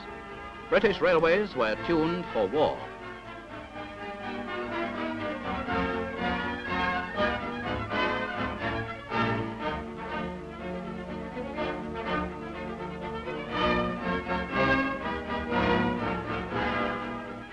If the railways were ready for war, British railwaymen were ready too. Mobile vans toured the country giving instructions, and by the time war was declared, 1 in every 10 railwaymen was qualified in air raid precautions. Before the war was many months old, the number of trained ARP men had almost trebled. Sandbags figured largely in the early protection provided against air bombardment, but they were soon replaced by stronger and more permanent structures. Traffic control centers, vital to continuous movement of traffic, were duplicated in buildings which were bomb-proof except against a direct hit. However fierce an air attack, the railways must continue to function, so that thousands of railwaymen did not take shelter even when bombs were falling.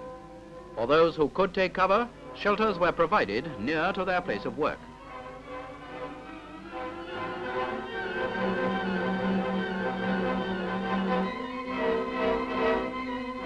The blackout, with its retarding effect on operations, was the railway's ever-present enemy. Whitewash, liberally used, helped passengers and the staff to carry on. The whole system of railway lighting, in stations and depots, on signals and trains, had to be altered to meet the blackout regulations. After dark, screens prevented glare from the engine footplate, and from darkened stations, the trains ran through the dark countryside.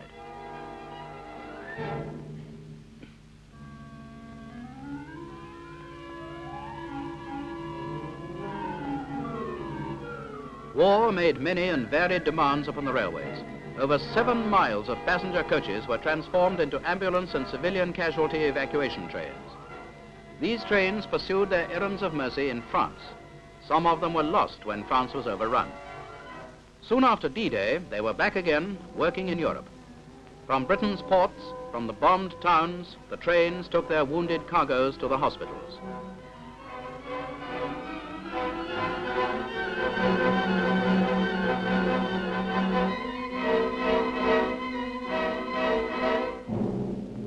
Railway hotels, as well as trains, were taken over for war purposes. Several were converted into hospitals. Here, at Gleneagles Hotel, where travellers from all over the world used to foregather, the sick and wounded were brought back to health.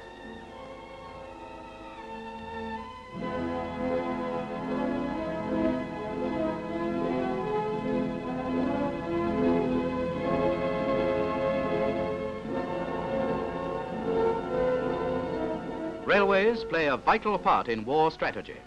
When danger threatens, they must be guarded. At first, units of the regular forces provided this protection. But later, the job was undertaken by the Home Guard. Night after night, summer and winter, fair weather or foul, the men of the railway home guard units were on duty.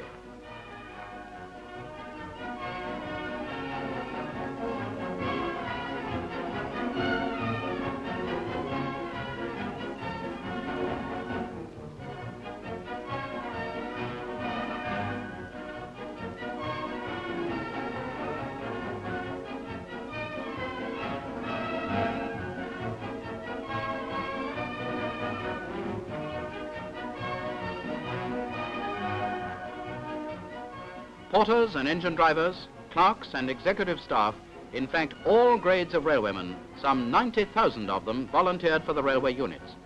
In off-duty hours, the men trained in the arts of modern warfare until an efficient army stood ready to go into action had the necessity arisen.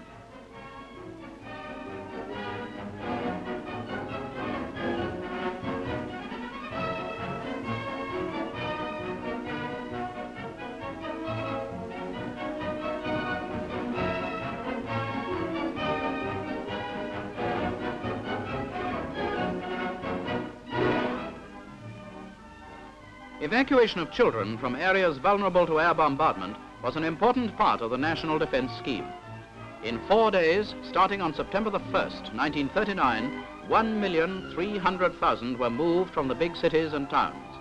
From the London area alone, 1,500 special trains were run, and when the flying bomb attack was launched on southern England, another exodus took place. So evacuation continued. From bombed towns, from countries overseas, from V-bombed London, the people were taken to the comparative safety of the English countryside. Other evacuation tasks fell to the railways, among them the transport to a place of safety in the heart of Wales of pictures from the National Gallery, pictures valued at millions of pounds.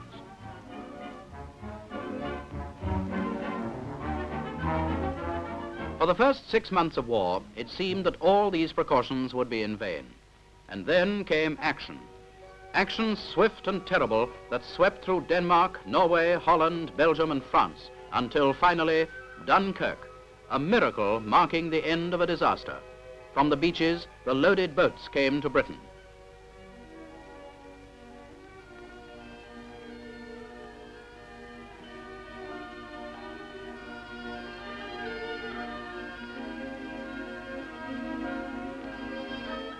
From the ports, trains took the battle-weary men to the dispersal points. Besides Britain's soldiers, men there were from all the European countries, but Frenchmen predominated. At the shortest possible notice, special trains were hurriedly assembled, and in the space of 8 days, 620 specials were run from 7 ports in the southeast of England. 2,000 coaches were formed into a pool from which the trains were made as and when they were required. At the busiest time, 100 special trains were operated in 24 hours.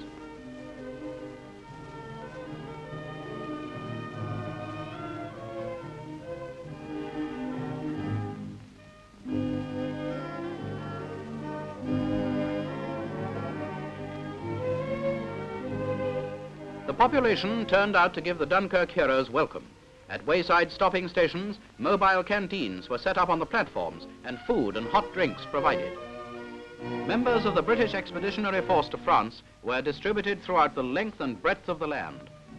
Rested, regrouped, and re-equipped, these were the men who formed the nucleus of the greater army of Britain, then in the making, that later was to storm its way into the heart of Nazi Germany.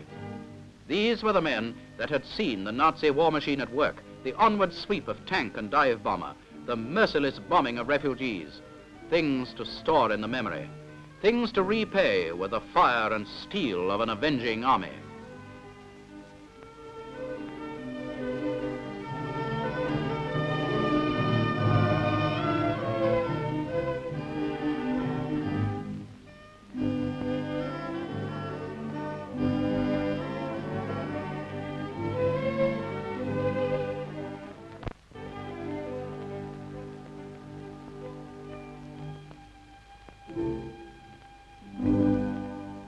Women played a most important part in the wartime activities of the railways. Over 123,000 of them were employed. Before the war, 26,000 were employed, mostly in clerical grades as shorthand typists, telegraph and telephone operators. During the war, their activities spread to many other spheres of manual and non-manual work, heavy and light, dirty and not so dirty. The jobs they did were too numerous to show in detail. They carried your luggage, they moved your mail, announced your train over loudspeakers. That well-kept horse which drew the railway cart bringing goods to your door was probably driven by a woman and groomed by one. They issued and collected your ticket, collected, sorted, loaded and delivered your parcels. Women helped in the maintenance of locomotives and rolling stock. They worked on the permanent way. A railway depot making concrete sleepers was staffed entirely by women. There were architects and draftswomen, gas fitters, passenger train guards and motor van drivers, ticket printers, signal women. This female army was drawn from every walk of life: tailoresses, shop girls, housewives, umbrella makers, waitresses and mineral water bottlers. One woman used to be a cowpuncher on the Mexican prairies. Another was a rubber planter in Malaya and became a motor tire inspector. Yet another was a manageress of a famous London restaurant, but became a porter and general factotum at a small country station. There were mothers, grandmothers and great-grandmothers engaged in wartime duties on the railway. There was a signal woman 18 years old and a goods porter, great-grandmother of 66. There was a small army of women painters, old and young, and women crane drivers swung heavy loads with mechanical precision. Like their sisters in other industries, many railway women had husbands in the forces and homes and children to care for. Work did not finish at shift's end, but despite their domestic responsibilities, they carried on their wartime jobs with a fine determination, knowing that on them depended the turning of many wheels. Wheels of wagons and locomotives rolling over the iron road, bearing 1,001 necessities for the home and fighting fronts. During the war, some of the worst weather within living memory was experienced. In 1940, over 1,500 miles of line were blocked by snow. Scores of trains were snowed up, water troughs became solid blocks of ice, points became immovable, and hundreds of miles of telephone wires were brought down. 300 snowplows were used, and troops helped railwaymen to clear the lines. By superhuman efforts, Britain's war traffics were kept moving.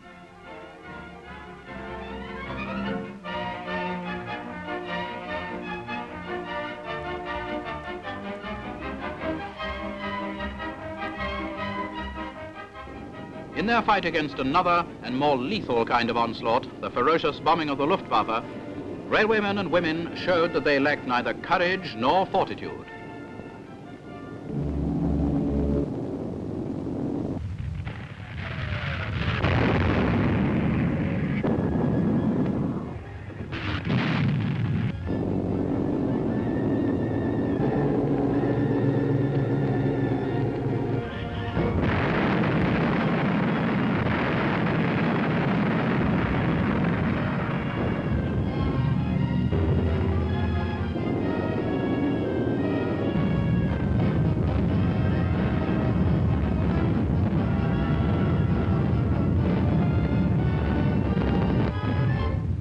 News paragraphs, official publications and books have been written about the day and night bombing of Britain by the ruthless German Air Force.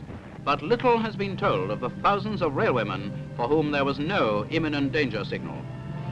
Even when danger was overhead, the vital work of running the trains had to go on. Ton upon ton of high explosives and fire bombs rained down on Britain during the daylight blitz period, but railwaymen and women stuck to their posts and got the trains through. Day bombing proved too costly to the Luftwaffe during the Battle of Britain, and the switch over to night attacks by waves of German planes on our towns and cities was one which tested to the full the morale of the British public. Buildings were razed to the ground by landmines, incendiaries by the thousands set fire to property. But a train couldn't dodge a plane or a bomb, it just had to stop or keep on. And keep on they did. Deeds of heroism by railwaymen and women were legion. Over 200 were decorated by the King for gallantry in air raids. Some 282 were killed and over 1,500 injured. The courage of these people in the midst of bombing was matched by the speed with which the engineers repaired broken and debris-littered tracks and quickly enabled services to be resumed. Traveling cranes were kept constantly under steam, heavy timbers and other materials were held in readiness for immediate dispatch to repair damage to bridges. Generally, the most extensive bomb damage to the track was repaired within 12 hours. Undoubtedly, the skill of the engineers and the hard work of the gangs under their control was helped by the organization for dealing with damage set up before the war. Emergency breakdown trains and stocks of rails and other permanent way materials were located at strategic points. Gangs could be mobilized immediately, and arrangements existed for reinforcements to be drafted in from districts adjacent to the damage. The railway system of Britain withstood the worst that Germany could do. Even the most concentrated attacks failed to interfere seriously with traffic. The organization for repair was such that delays were reduced to a minimum, and the internal lines of communication so vital to the United Nations war effort were kept open.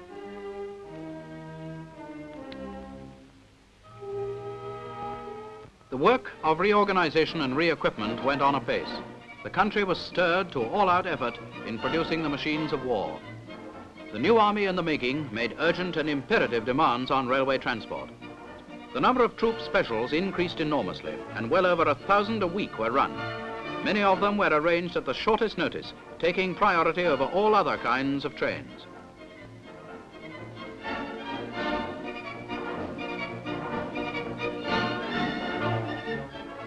At all the big stations, canteen facilities were provided for the men of the forces. The railways cooperated with the voluntary organizations such as the YMCA, Salvation Army and WVS, and accommodation was placed at their disposal at nominal rents.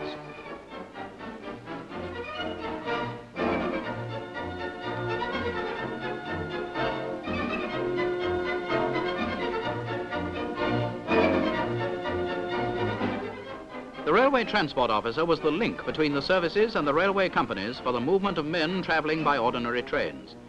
There was an RTO at all the principal stations.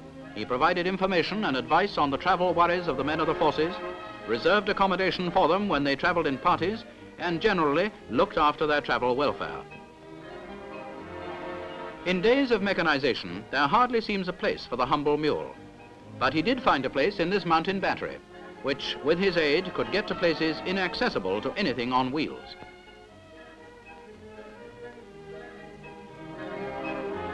Of course, there are mules and mules. I'm sure my journey is necessary, so I'm going quietly. Well, says number 2, I'm not so sure about it, but yes, I agree. Definitely, my journey is not necessary, says mule number 3, and I'm fully determined not to travel. Now, if that officer at the back would give me a shove. Ah, thank you, sir.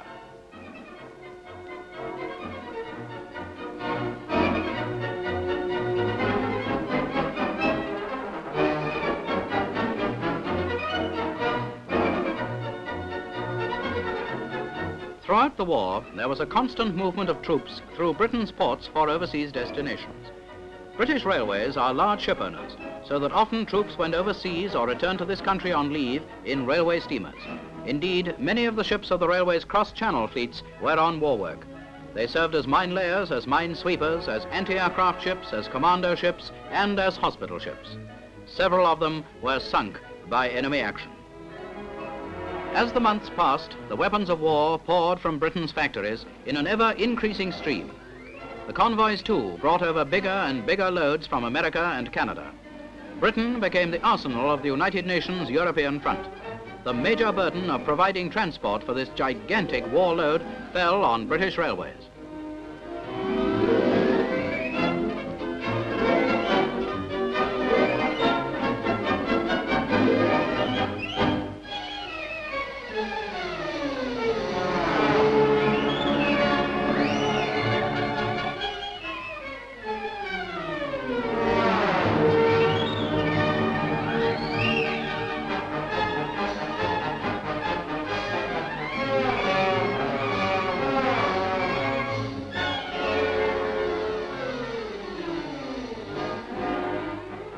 Sandwiched between the exacting transport requirements for direct war purposes, the ordinary supplies of fuel, food and merchandise to sustain the civilian life of the country had to be distributed by the railways.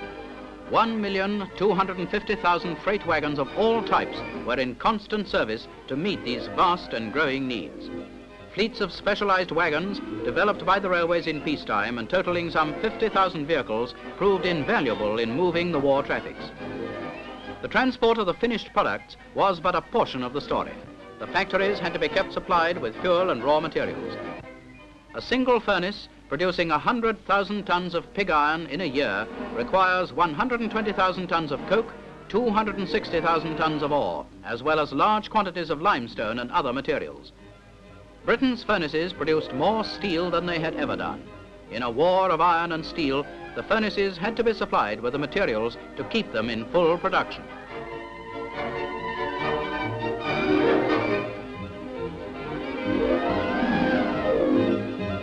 Guns, shells, bombs and tanks got bigger and better.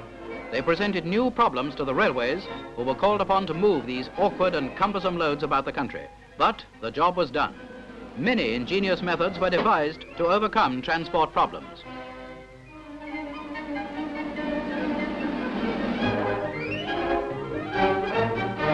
With this ramp wagon, the tanks literally loaded themselves. Remove one pair of wheels, lower the end of the wagon to the ground, and the tank is loaded under its own power. With this wagon, tank loading could be done anywhere there was a railway line, a valuable time-saving asset in a war where rapid movement was an essential to success.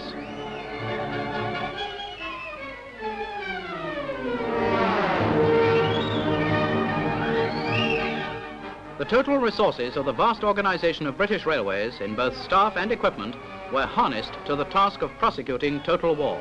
The tanks, the guns, the mines, the bombs, and the men who fight them, these typify to the public a nation at war.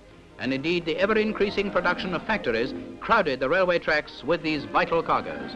But these were only the spearhead of modern war. And behind the spearhead were the 1,001 items of stores necessary to sustain the forces in the field.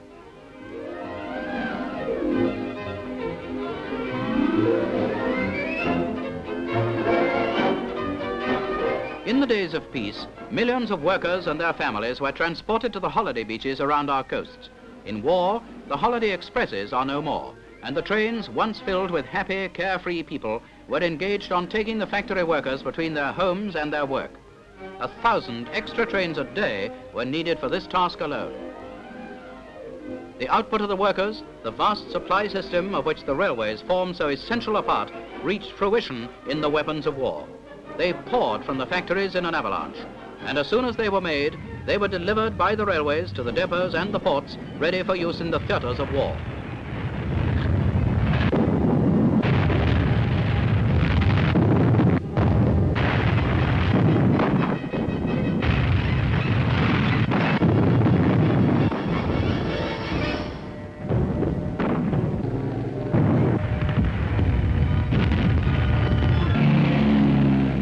Were the tools, the tanks, the guns, and the ships, and these the men who used them, the sailors, the soldiers, and the airmen, in the hot arid desert, in the high altitudes of the upper air, and in every part of the 7 seas. They fought wherever the fight took them, knowing that behind them was the organization of supply, which played such a vital part in paving the way to victory.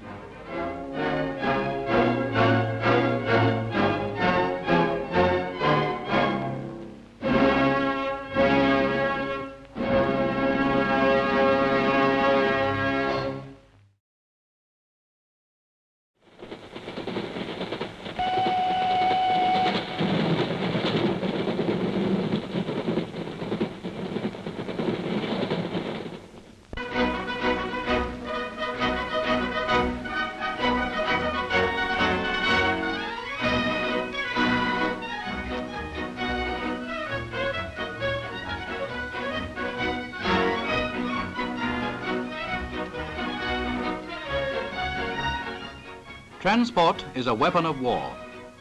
This is clearly borne out by the following pictures, which reveal glimpses of the many and complex tasks to which the Southern Railway set its hand from the outset of the war.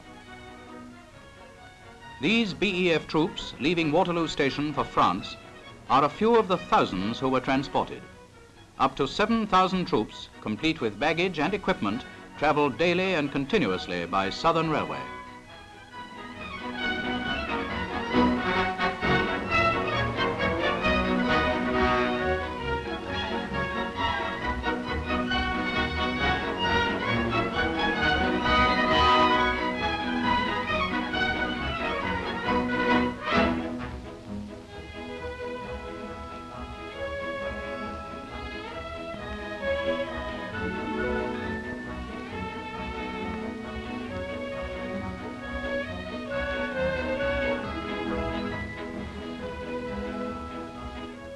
At Southampton docks alone, during 1 month, 261 special trains arrived carrying troops for embarkation, a total of 100,000 men with their baggage and equipment.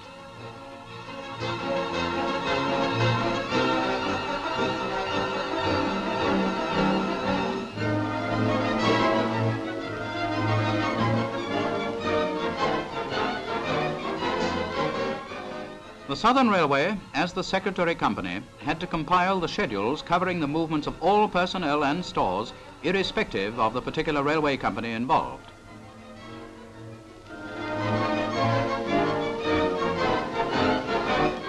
And fighting equipment went too.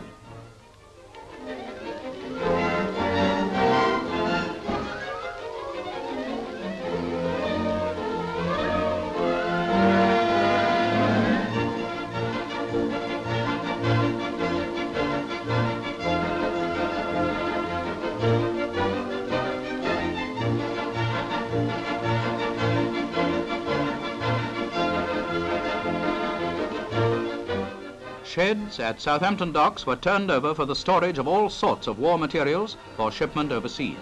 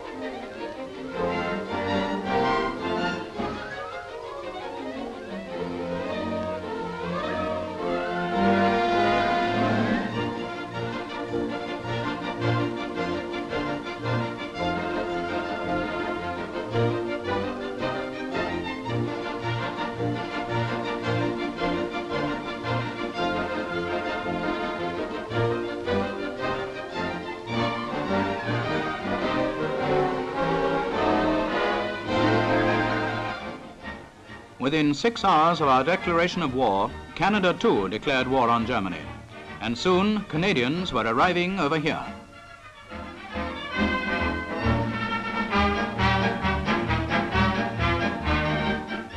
Reinforcements from various parts of the empire were constantly coming in.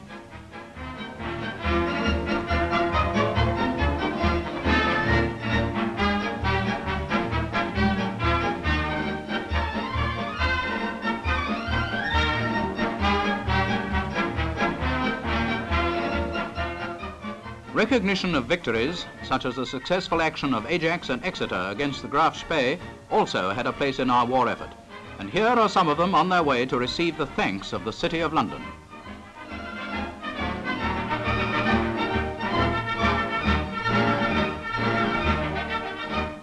The grim days of Dunkirk faced the Southern Railway with new tasks. Its vessels brought thousands from the beaches of France.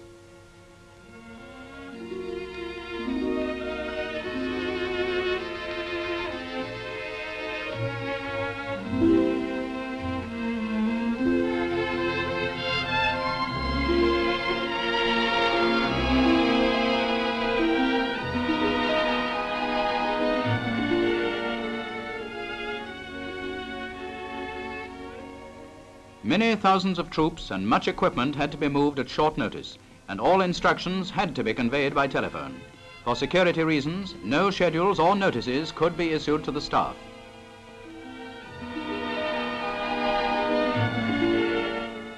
"320,000 men, occupying 620 trains, were carried during the peak fortnight of withdrawal across the Channel, as many as 7 southeast coast ports becoming starting points.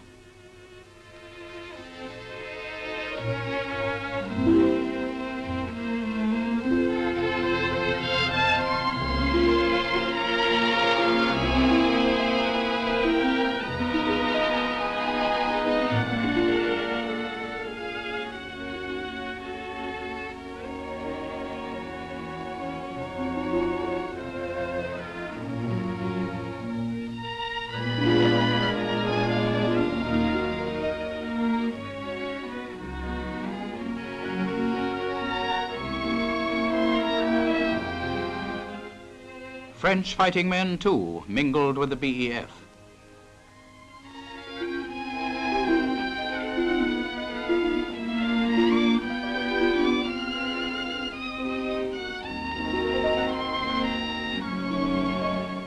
From the small French seaside resort of Saint-Valery, refugees from France, men of the BEF and French sailors were evacuated and arrived at Southampton, whence they were transported in special trains.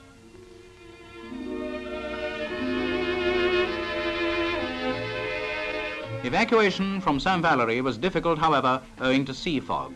Nevertheless, 36 special trains were run from Southampton to transport those who were lucky enough to get away.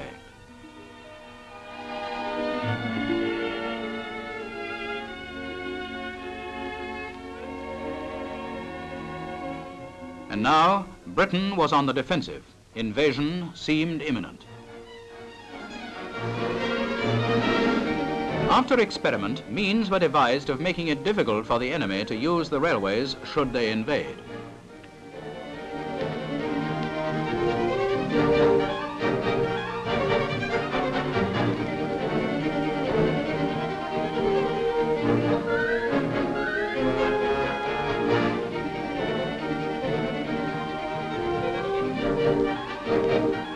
Altogether, 283 rail barriers or blocks were constructed on the southern system.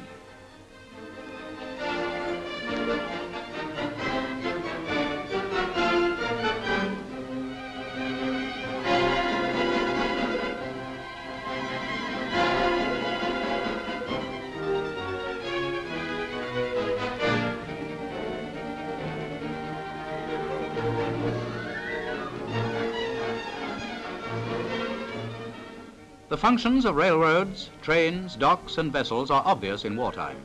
In addition, however, there were the railway company's locomotive and carriage works. Here, at Ashford, wagons and trucks were made to the accompaniment of air raid warnings.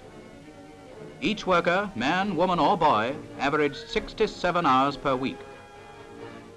Each wagon contains 1,792 parts, every one of which was numbered to correspond with its photograph already forwarded to its destination.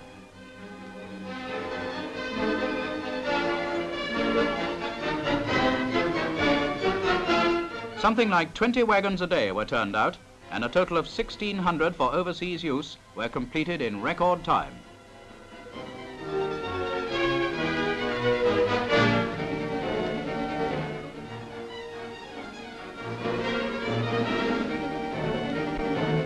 Here is a trainload of them off to Russia to be assembled at their destination point.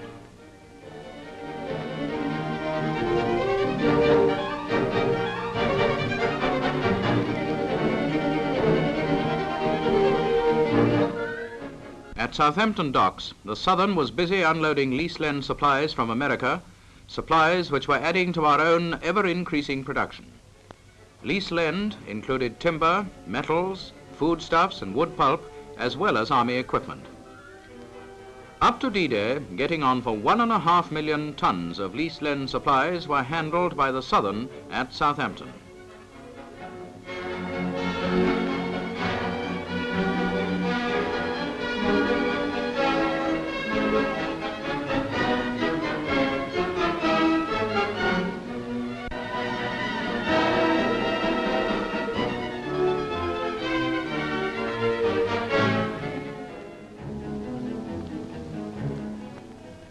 More secure in our defence, war material for the offensive one day to be launched was mounting. At the Eastleigh works of the Southern Railway, as also at Ashford, Brighton and Lancing, production had been switched to war needs.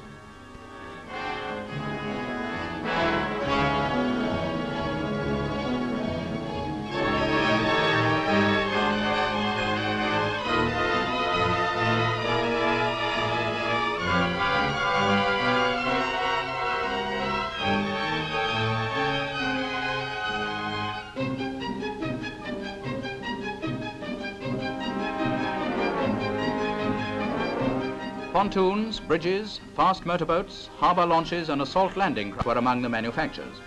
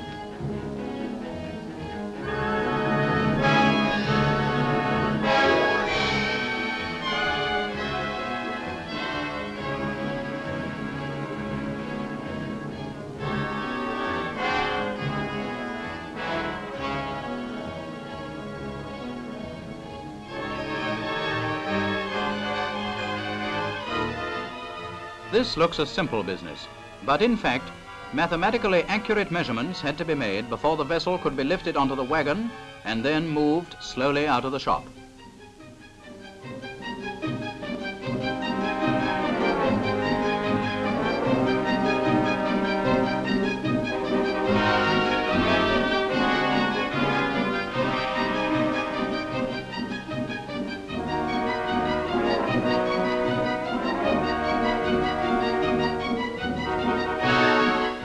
This variety of work was done in addition to the building and maintenance of locomotives and rolling stock.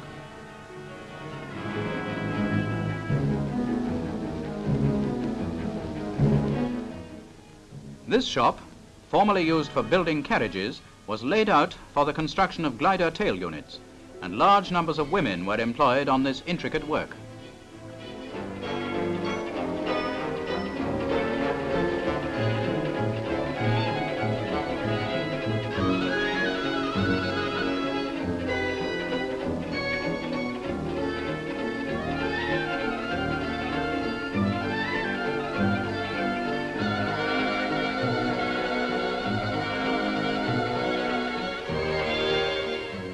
In this locomotive building shop, too, space was found for the production of anti-tank guns.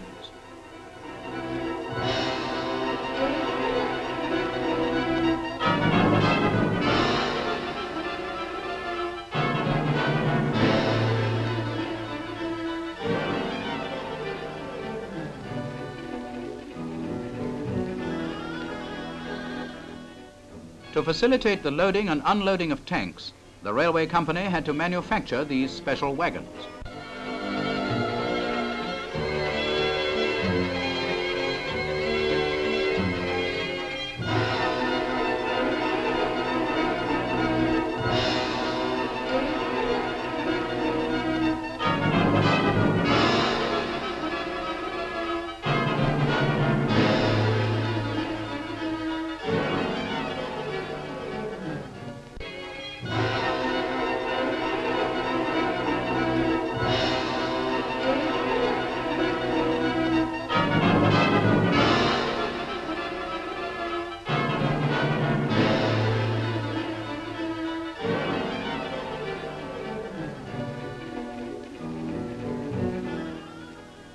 Ever-increasing numbers of bigger and better tanks, reflecting Britain's growing might, had to be delivered to the ports.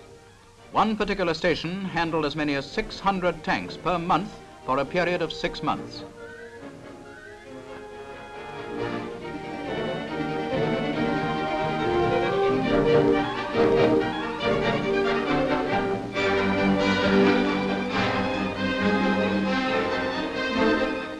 All types of tanks, both British and American, were transported.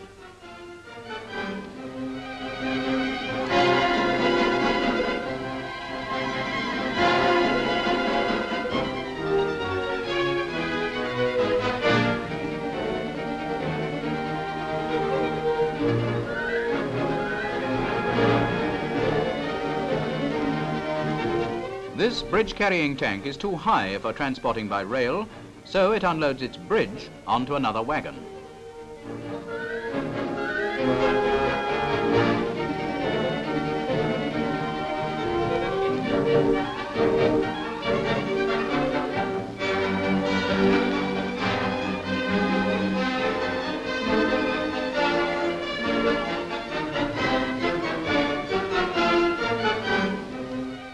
The introduction of the Churchill tank, with its increased width and weight, required most careful loading.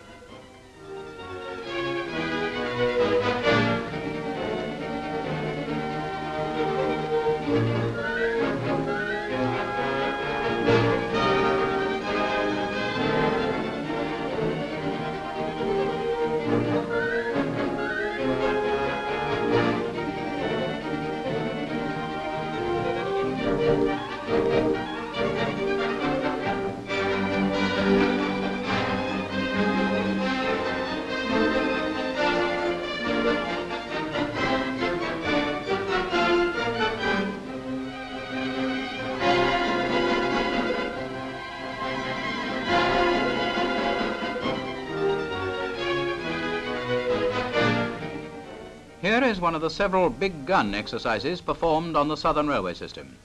This gun was taken all the way from southeast England to the Dartmoor district in Devon to be tested.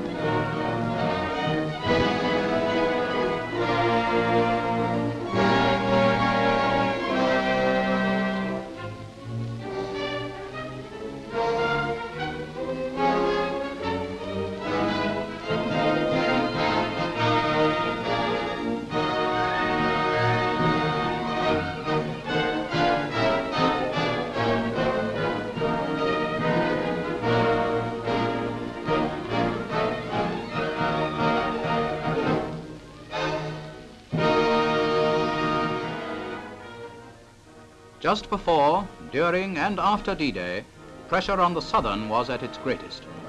In the peak month of July, Southampton docks handled 300,000 tons of traffic, more than 2.5 times that of a record peacetime month.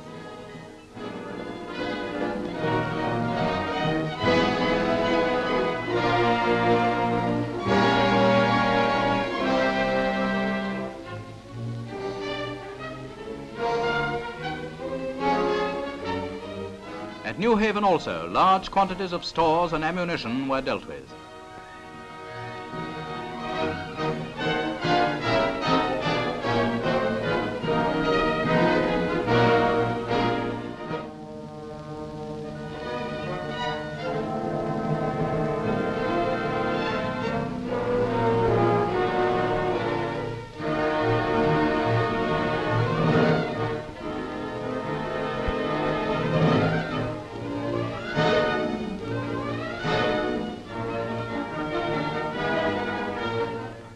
From D-Day, traffic was at its peak.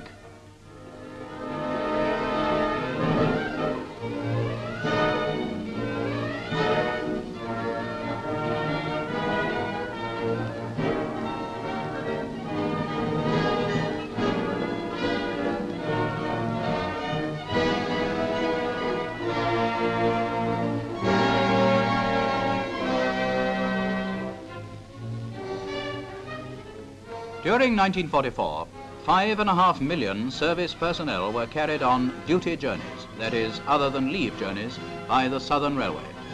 26,000 special trains were run for this purpose.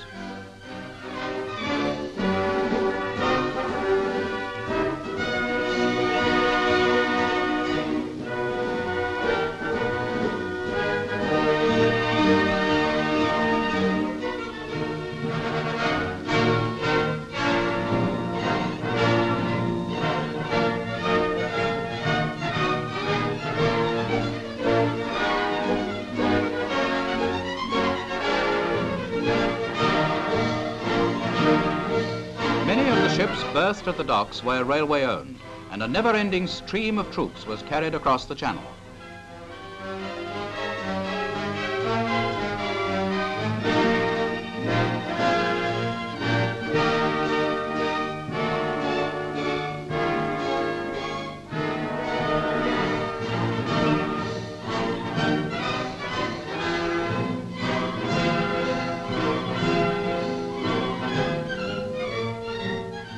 You will hardly recognize the Biarritz, a former cross-channel steamer, in her war paint.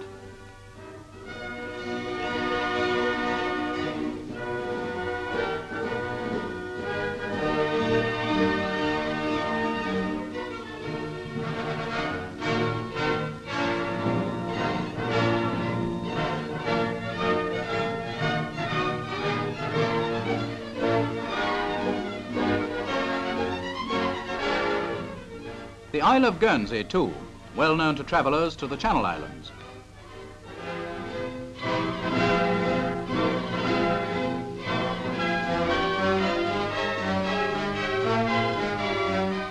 American troops, too, were transported in the same way.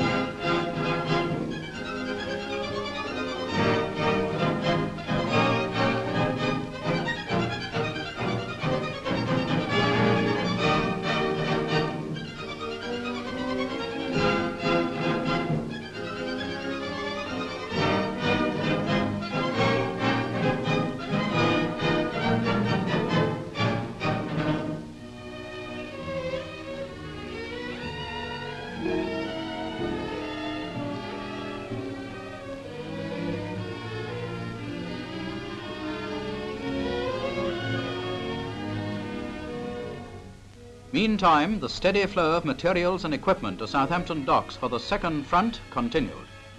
In 17 weeks, the Southern Railway employees, under great strain, accomplished the work which would normally have taken a year.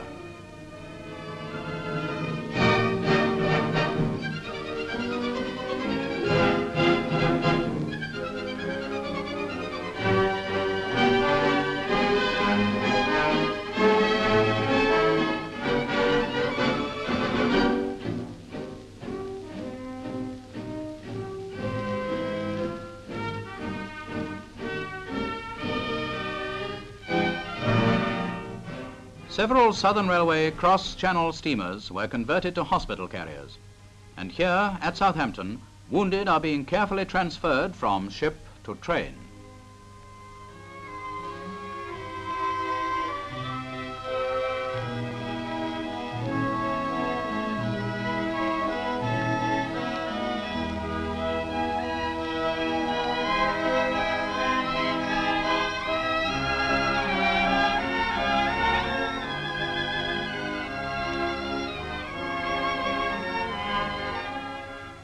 To former travellers by ferry service between Dover and Dunkirk, this Southern Railway train ferry vessel will not be easily recognised. It now has a derrick weighing 258 tons, which projects 35 feet beyond the stern for lifting heavy locomotives. A specially constructed link span joined the ship to the land. This ferry service was inaugurated soon after D-Day and kept going regularly, discharging its precious cargo on the other side of the channel. Ambulance trains were a regular feature of the ferry service. The destination is Cherbourg.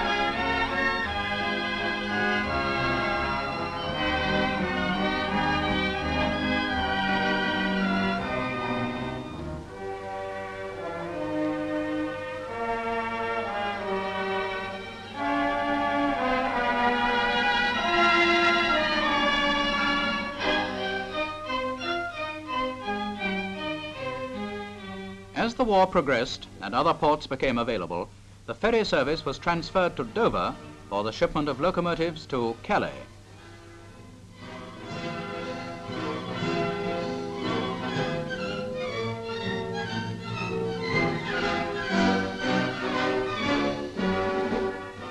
A load of 8 large locomotives with tenders and 20 trucks, the full load of each vessel per trip, was a useful contribution.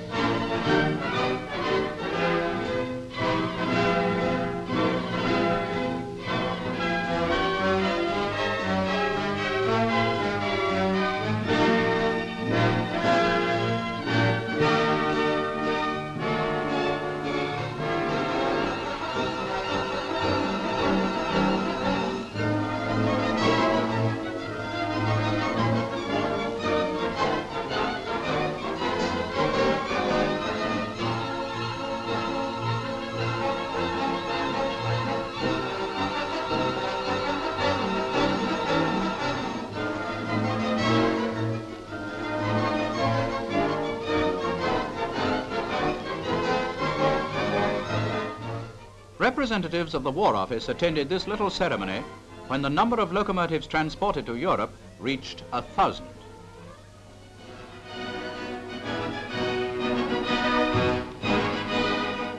Although the railway company carried several million troops, the crossing to France of the millionth American soldier was something of a landmark. The Mayor of Southampton wishes him good luck and Godspeed.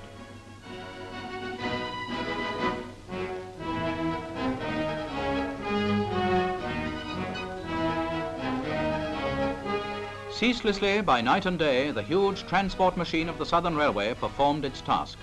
Vast quantities of war material were moved, and millions of men and women of the fighting services were carried to their allotted destinations. All this in addition to the normal civilian demands. The Southern Railway is proud of its men and women whose loyalty and devotion to duty contributed so much to final victory.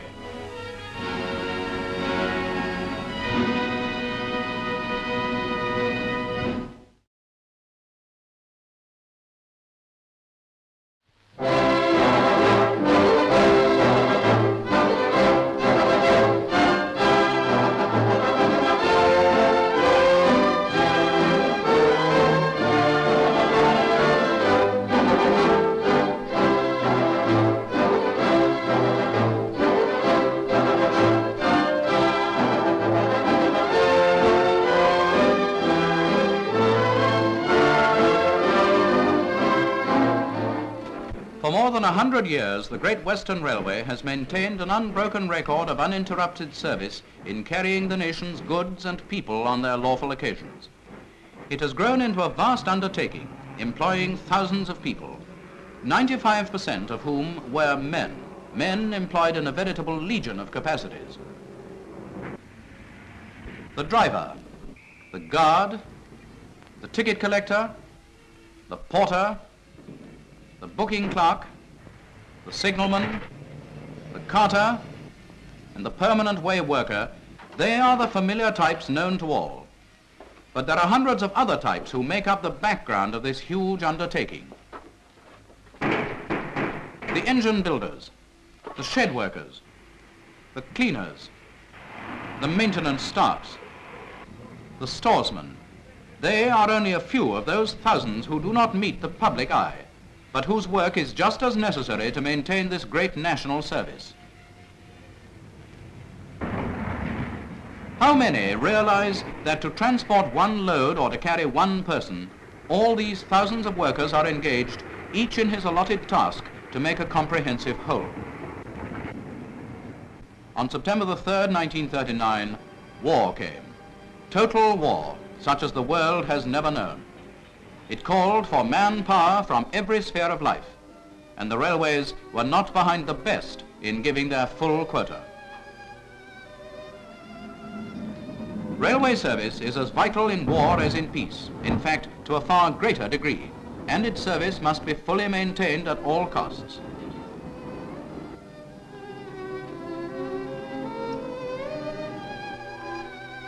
Thus opens the proudest moments in the history of our womenfolk. During the last war, they showed us the mettle of their pasture. In this, they are giving in full that measure and efficiency. Women flocked to the various railway employment offices, where they were carefully selected according to their capacity and rapidly passed into the company's service.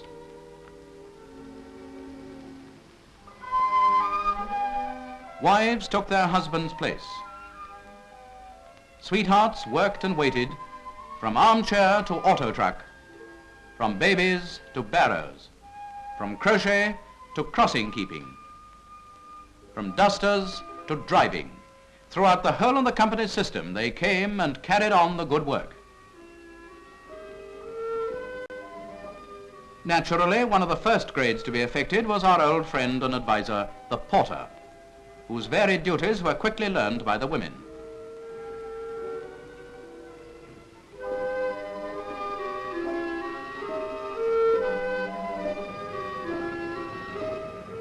For late travelers especially, how welcome is a little help at the end of a long journey.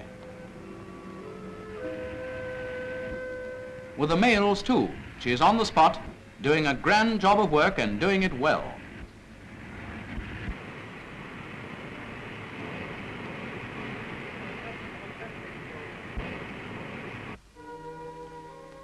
The carriage cleaner soon got busy, and there's not much you can tell a woman about cleaning.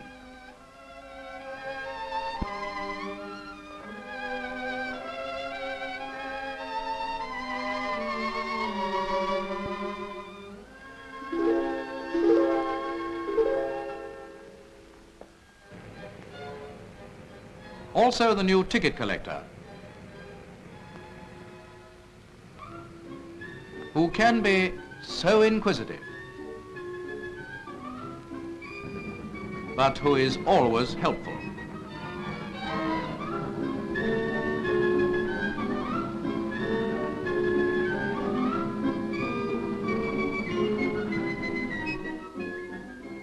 In addition to handling people and parcels, women can also handle horses, and although the horse is said to be the friend of man, it soon learnt how to extend its affections.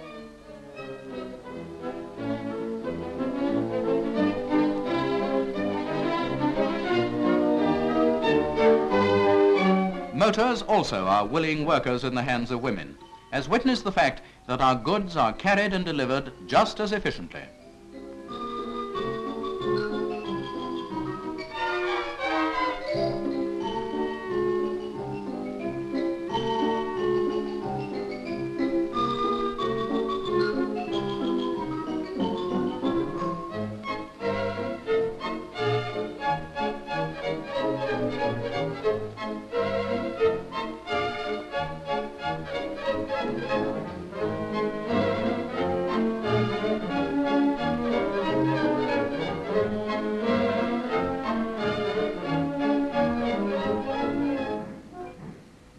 Drivers can work with the assurance that their vans are carefully serviced, which all motorists appreciate.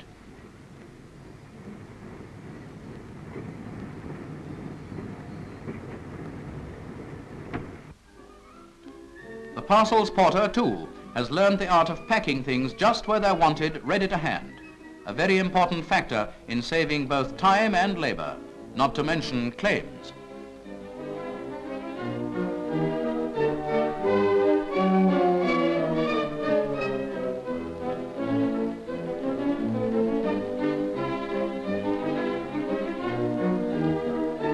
War grew more intense. More men were needed.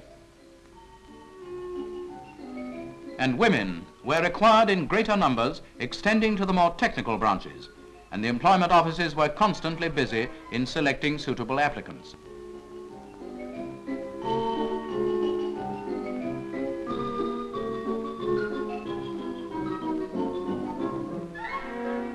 Special training was necessary in some of the more technical departments to ensure efficiency and safety, and the company meanwhile had established schools where women were trained in the more intricate duties, as for instance in the signal school. The instruments known as the block telegraph, which record the state of the line, are studied with especial care.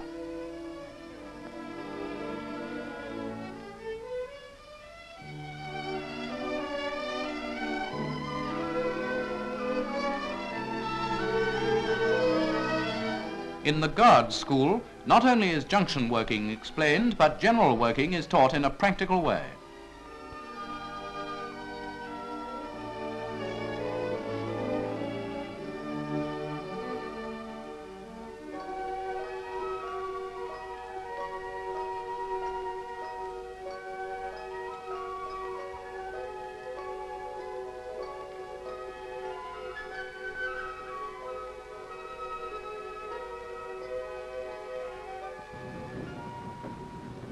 Some of the old stalwarts and experts taught the women the various jobs they were to take over.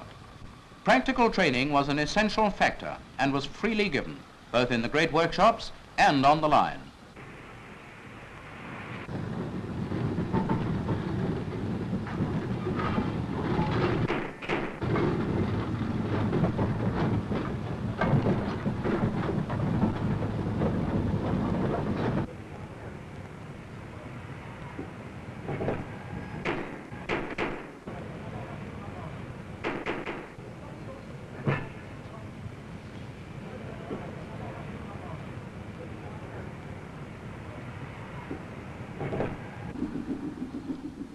Woman rose nobly to the occasion. She soon appeared as passenger train guard with its many familiar and equally numerous and unnoticed duties.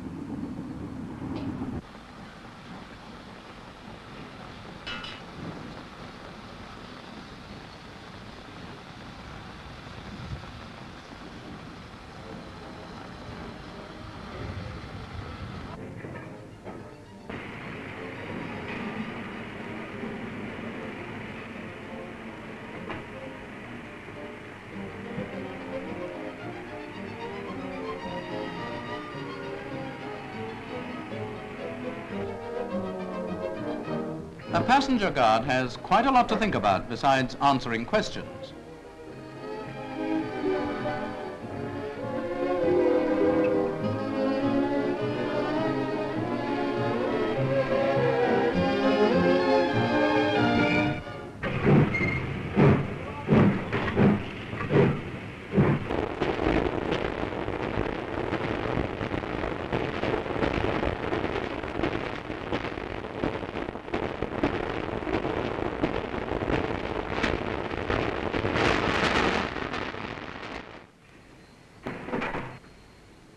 The goods guard, like her sister the passenger guard, has a very responsible job of work. She has to be both shunter and loader in some of the outlying districts, in addition to getting her train away to time. But she does it.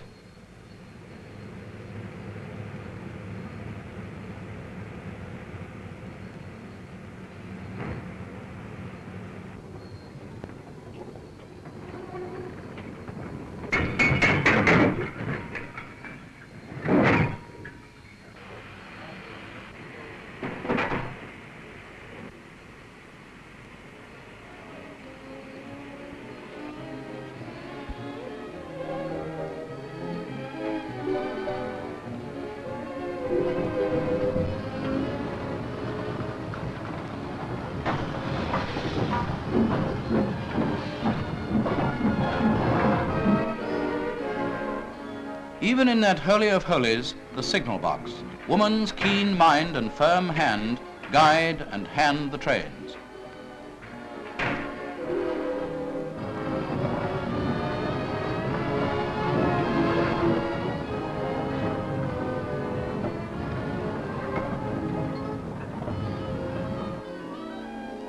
Away from the public eye, hundreds of women regularly clock on and get ready for the day or night's work.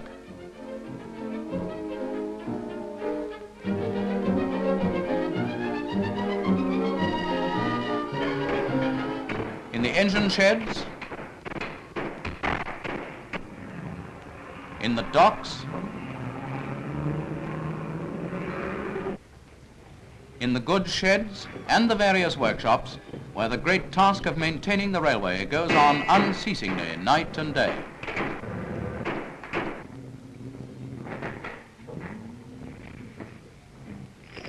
A great deal of time can be saved by correct loading. Those who've kept a home in order quickly saw the necessity of getting things in their right place.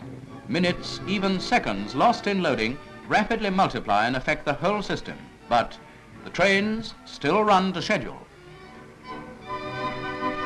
It requires a sharp eye and an alert brain to be a number taker. Her job is to see that all wagons are properly labelled and to record all wagons as they leave. Much depends on this necessary work. An oiler or a greaser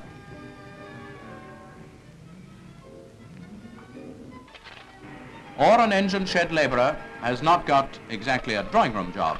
But who cares for a little honest dirt?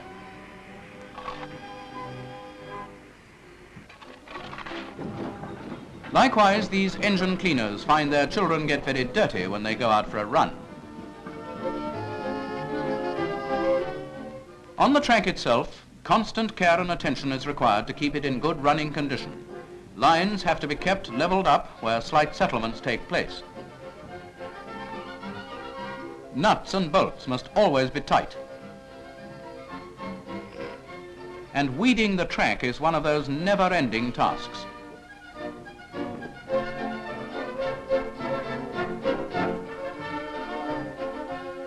Another innovation on the railway is the making of reinforced block sleepers. The reinforcement is made by bending metal rods and assembling them into frames.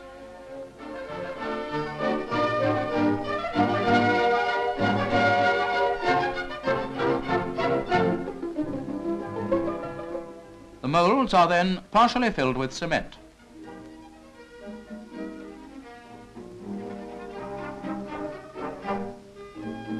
The reinforcement is inserted at the correct level,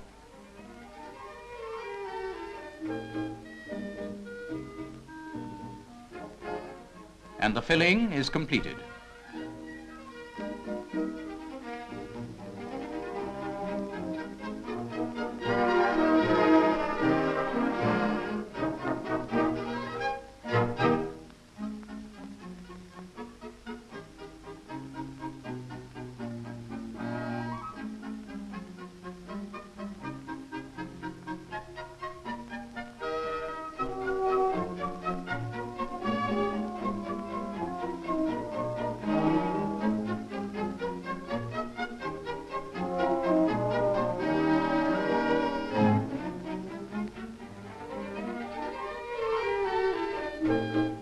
After about 24 hours, the sleepers are turned out and allowed to harden off. Great numbers are required, and this shop alone turns out about 3,400 sleepers a week. Many other concrete articles are also made for the railway, such as large 6-ton slabs, which the women face off with the skill of a plasterer. About 2,000 tons of reinforced concrete articles are turned out each month.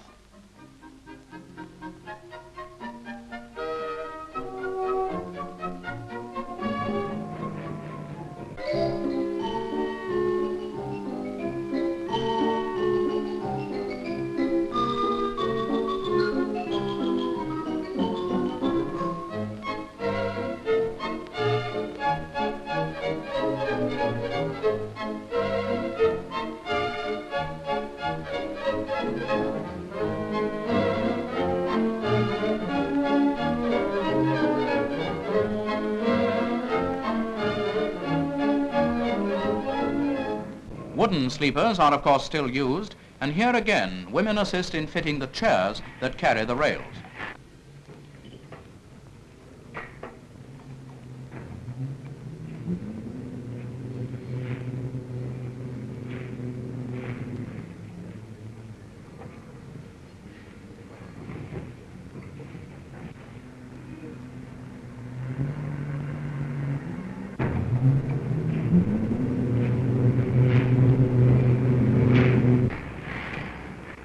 Being a crane driver is different.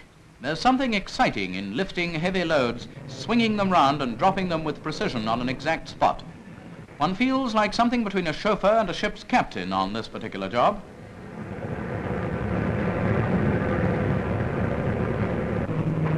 At the same time, it's exacting work, even in some of the smaller docks and waterways, and the company has many docks, both large and small.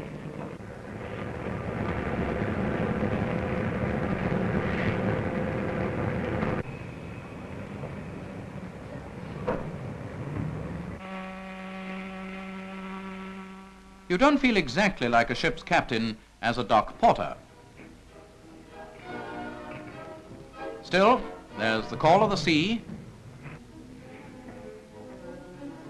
and likewise the foreman, which all goes to make life worth living, and speedy dock work has been invaluable to the war effort.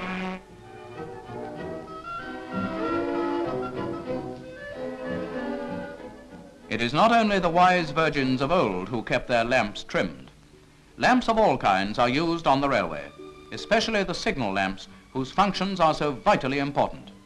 It's no easy task removing used and fixing clean lamps in their allotted places.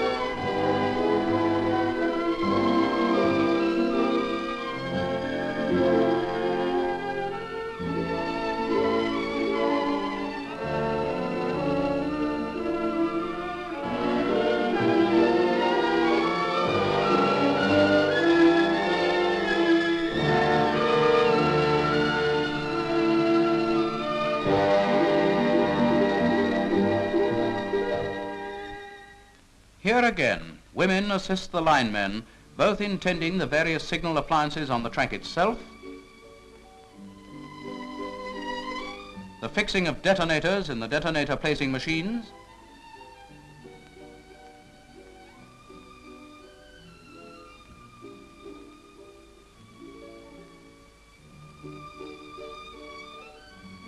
and also in taking care of the intricate mechanism of these guardians of our safety, such as repairing telephone equipment.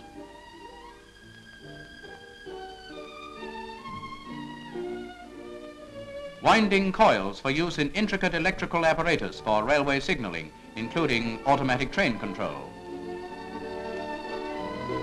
Routine inspection and adjustment of telephone switchgear.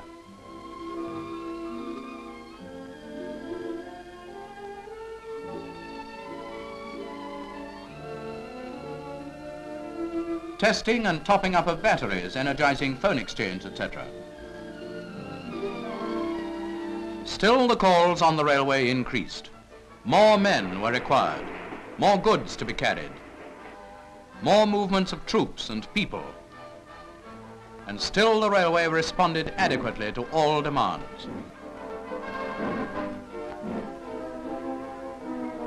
In more of the great workshops, she appeared, polishing the coaches,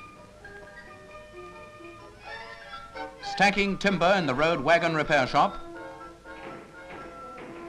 helping the boilermaker with his tricky little red-hot rivets,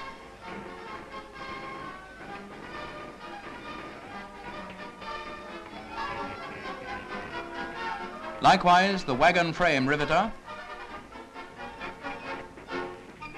working the pneumatic driller,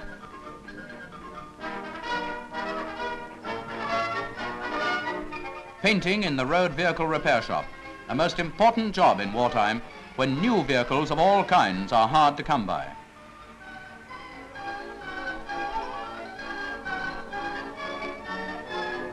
If ever women kept the home fires burning, she certainly did on the railway. She tended the furnaces,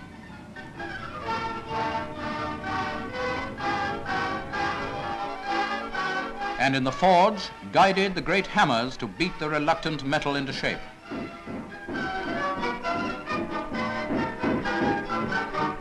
In almost every department of railway work came the firm, fair hands of woman. In nearly 100 grades she worked. The welcome voice of the train announcer is now familiar to all travellers. 4:45 for the Worcester Line, Malvern and Hereford. Will be the next train at platform 3. 45, calling at Oxford, Morton-in-Marsh, Evesham, Kershaw. The new booking clerk is equally smart and efficient. Even in the days of alarm clocks and radio, the caller-up is still necessary. But this is mostly for calling men at short notice, such as happens to drivers and firemen.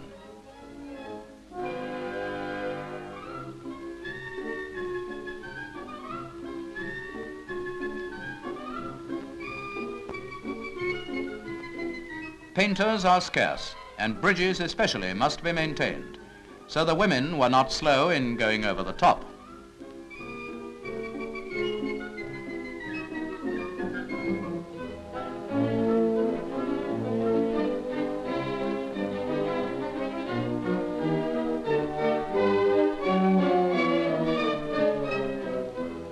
The weighbridge attendant soon learned her rather tricky job.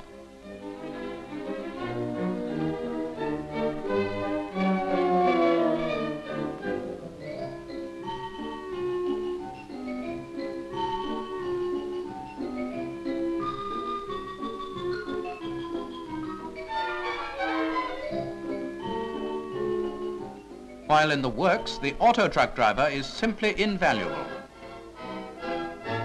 The policewoman controls the traffic with a customary smile.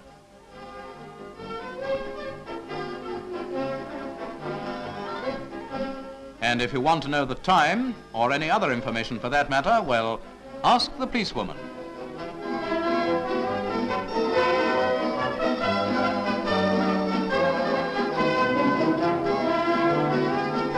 And you can trust the dock policewoman not to let a jeep get by.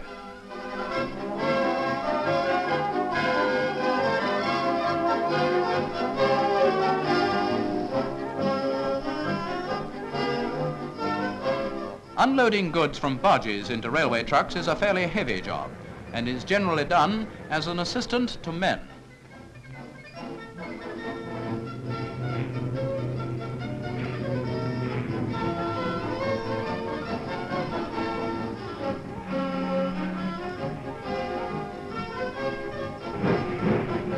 Whitewashing is an applied art, but not so difficult when applied to platform edging.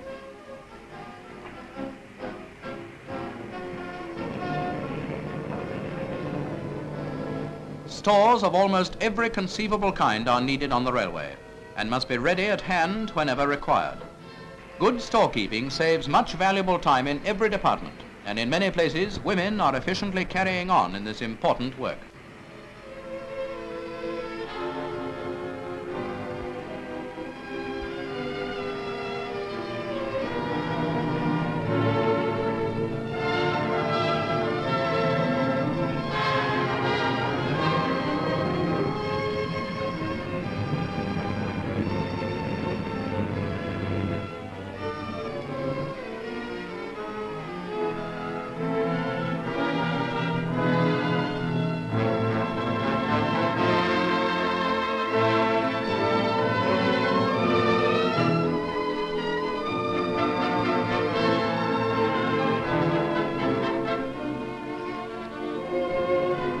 It's amazing how women can handle the massive bogies.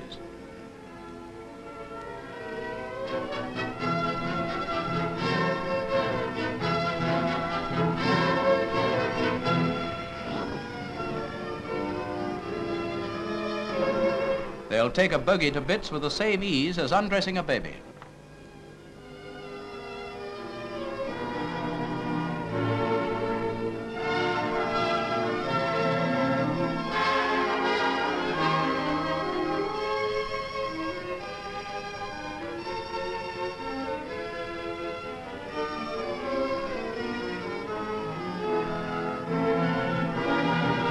A cloakroom attendant has to do some quick thinking and fast moving to please the public, and our women folk can do both.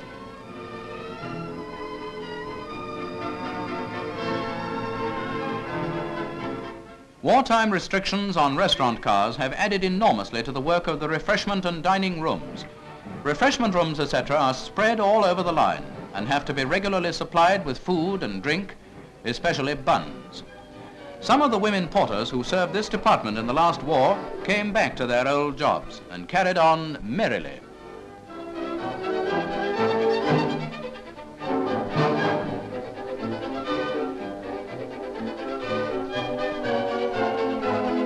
Passengers usually get refreshment at the start of their journey, and Paddington Refreshment Room is generally a busy scene at any time of the day.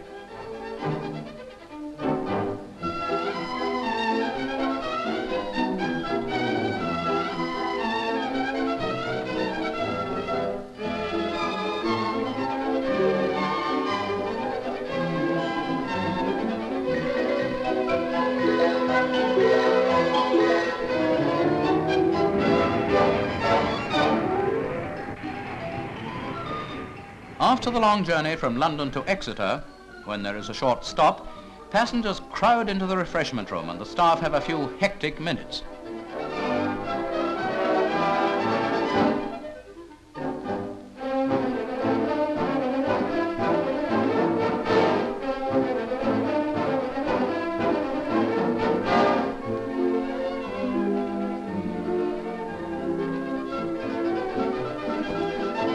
This great change in personnel brought with it the responsibility for the welfare of the women. Canteens were provided where food could be had in comfort.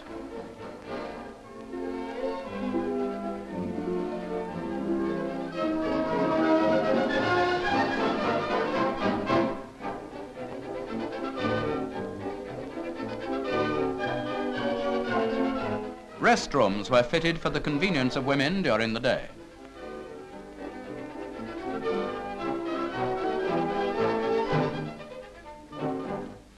First aid posts were set up under the care of trained assistants.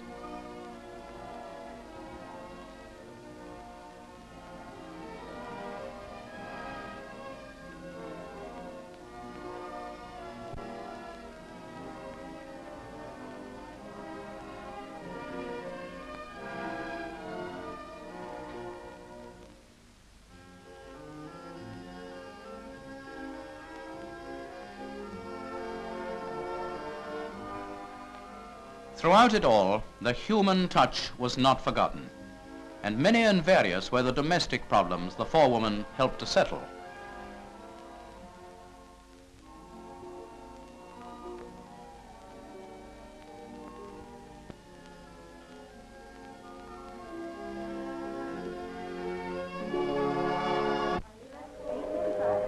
Nor shall we forget that brave band of real frontline workers, the telephone inquiry girls, whose constant contact with the public remains unbroken during all conditions. The women who answer your calls whenever they are made. Even during the many alerts, they are at their desks, or under them when things get very threatening, but your call comes through.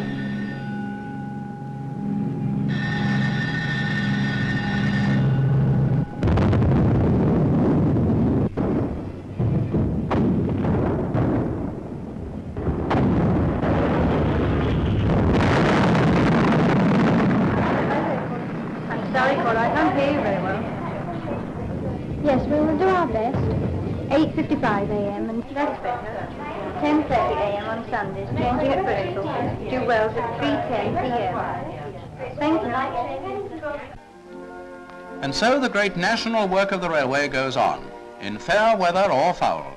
It carries the men of war, it carries the sinews of war, it carries the nation's goods and people.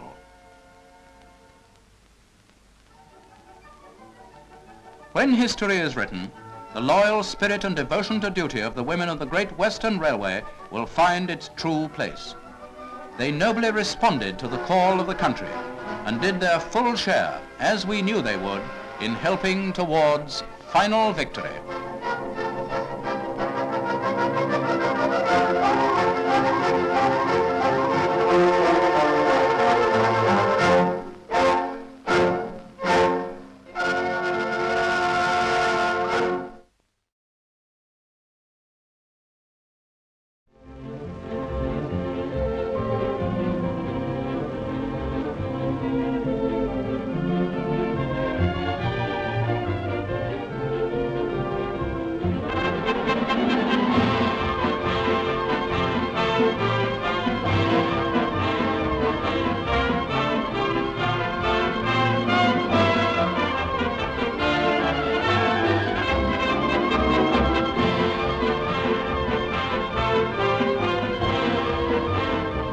A state of war exists between us.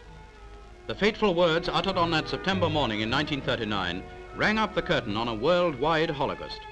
These pictures set the scene of the story which can now be told. The story of the achievements of the Southern Railway workshops and the men and women who toiled in them during those weary years of conflict. These were the early days of the Britain Can Take It period, when the gallant first of the few heroically tackled a numerically superior Luftwaffe, and boffins in their schools for secrets strove to devise a weapon for its defeat.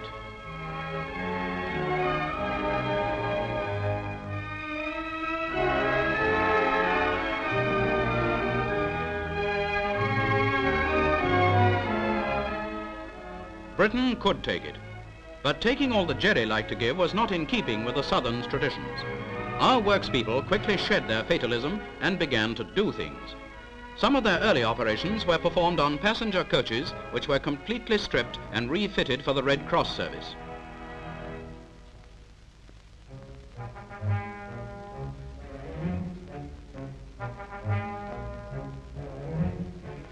Other companies' coaches, as well as our own, were converted in the Eastleigh shops for hospital work. The first 4 were actually ready only 12 days after the outbreak of war. A few months later, they were in constant use. The undertones of war in Europe were soon amplified to full blast for the whole world to hear. During those desperate days, with the threat of invasion so imminent, any weapon which could be used effectively was brought out from its own particular limbo and pressed into service. Although the work was utterly strange to them, the men on the benches in the Southern Railway shops took the switch over from the maintenance of locos to the reconditioning of old howitzers in their stride.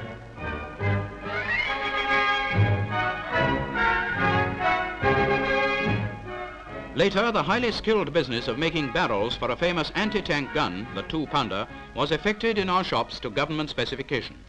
All the processes involved in the manufacture of these barrels were carried out by the Southern's workers. The forgings were bored and cut and drilled and planed and milled and finally finished with all that expert craftsmanship which is still a joy of those who believe that to buy British is to buy the best. And this right in the middle of the biggest crisis which we as a nation have ever faced. The men and women of the Southern really were delivering the goods. Goods needed urgently for the war fronts as well as for the home front. Nuisance raids seemed to affect production but little. Work went on energetically as the Southern Railway helped Britain to build up that striking force so necessary for her salvation.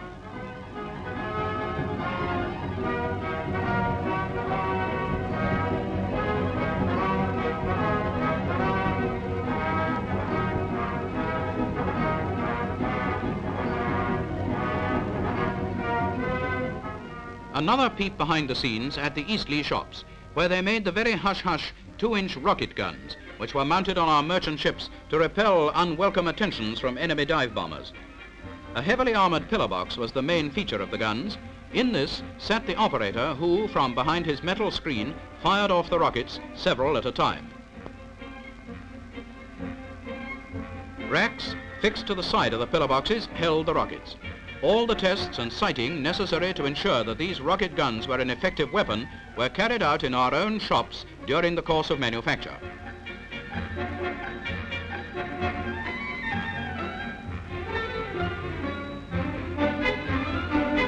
Once all the sights and racks had been lined up, the guns were given routine checks before being handed over to the government.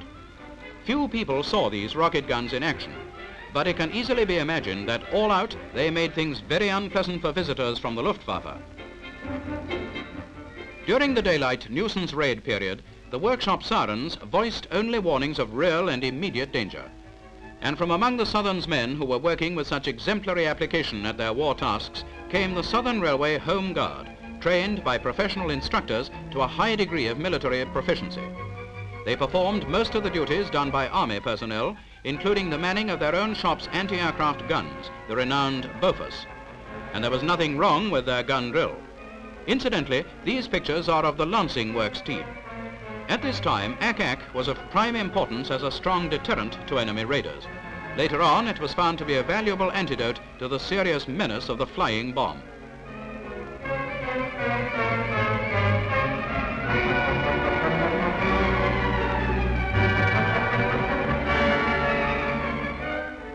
By this time, the Red Star of the Soviet people had firmly fixed itself in the minds of the British as an emblem of immeasurable courage and tenacity. Aid to Russia. Banners, headlines, public speakers and government announcements, all of them proclaimed the pressing need for assistance to our great ally. Russia needed supplies. She needed them urgently. Her one lifeline, still uncut by the Nazi, was that long, arduous, but incredibly romantic one stretching from the Persian Gulf to the Caucasus. Again, in response to the government's call, the Southern's workers at the Ashford shops set to with a will to make 1,000 goods wagons for the Soviet railways. This was aid to Russia indeed. All the wagon parts were standardized and numbered to correspond with the numbers marked on photographs already in Russian hands, so that on arrival at their destination, they could be assembled without difficulty.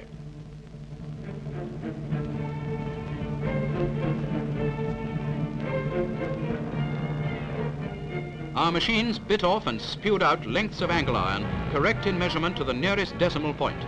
More machines sawed and planed and drilled, expertly guided by the Southern's workpeople. Never did work go on with a more singing rhythm.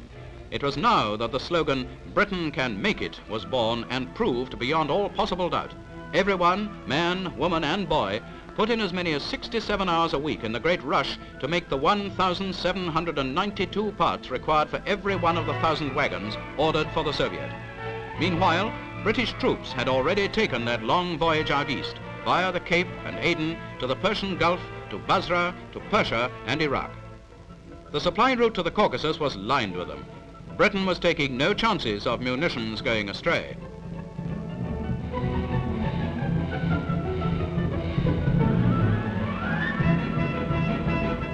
And the supplies came unfailingly. If ever pride of achievement can be justified, this feat of the Southern's work people was justification enough. There they are, a trainload of wagons made at the rate of 20 a day, off to Russia. First stop, Basra.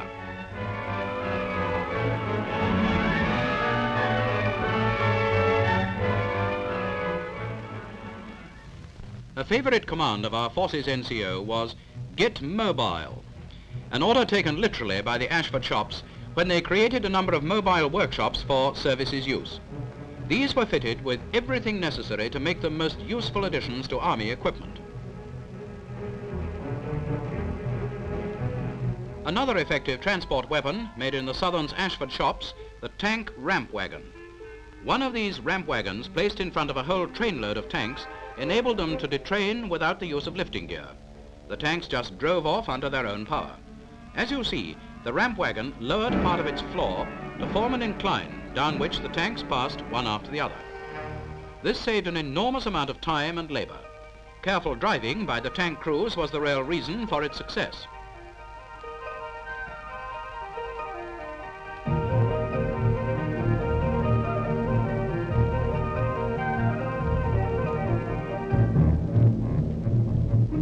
Here's another transport problem which the Southern solved for the government. In the case of this bridge-carrying tank, we made the bridge and fitted it at Eastleigh Works. See how easily it unfolds over that hole in the ground, bridging what might be an awkward gap.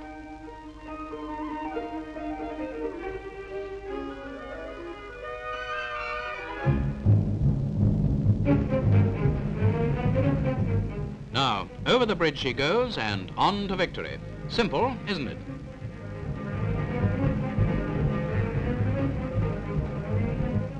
Now we come to one of the peak moments of the lease-lend period. Railway transport difficulties in England were growing enormous, and to help alleviate the strain on our local shops, the Yanks sent over a number of their own locomotives which had to be prepared for the track on arrival here. This work couldn't be considered strange to our Eastleigh people. A locomotive is a locomotive the world over, they said. But the American tendency to put so many of the works on the outside of the boiler casing was a bit puzzling, even though it looked very impressive that way. However, these engines were successfully got ready for their European war service, and no vital parts were left over. They were intended primarily to restock the French railways after our inevitable invasion. It was already known that the Germans had requisitioned the greater number of French locos for their own use. Damage to what remained was likely to occur as the result of our own pre-invasion bombing. So, until D-Day, these American locos served their apprenticeship somewhere in England. Later on, they did a grand job supporting our armies along their long and difficult road to victory.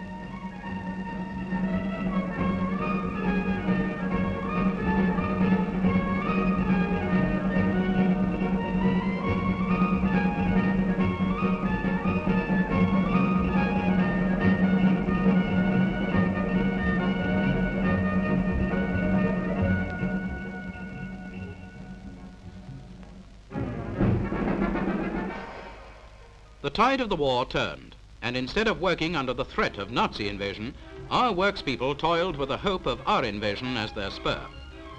And then came one of their most hectic periods. Here are some of them constructing boats, fast motorboats at the Eastleigh shops for coming excitements. Girls and men worked side by side, sharing the same work. All of them deserve this brief pictorial tribute to their skill and industry.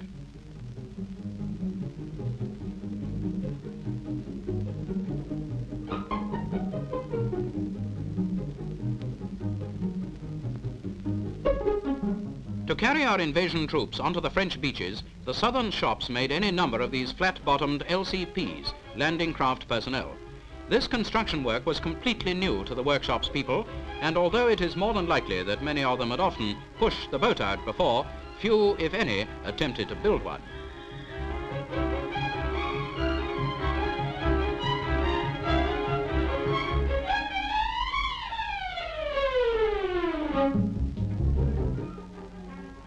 On completion, the LCPs were moved to Southampton, where they took to the water like the proverbial duck. The safety of our troops was the responsibility of the builders of these landing craft, and as it proved, in them no one got the wrong sort of let down in the channel.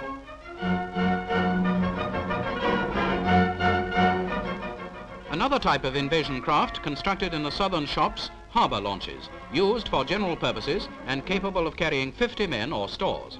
These launches were constructed over wooden jigs. which as soon as work was sufficiently forward, were removed to give the workers access to the insides. The first skin was put on in strips, all laid in one direction. The strips were clamped and riveted in place.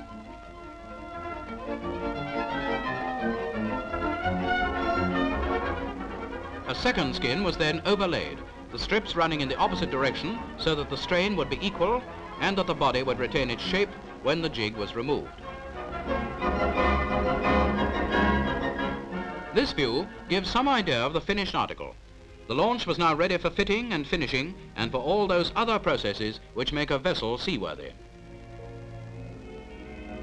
They brought on the girls to do what was known as driving and clenching boat nails, and at the end of their act, the boys came back to install the engines and perform intricate and delicate feats of wiring and all the other things which made these craft so dependable.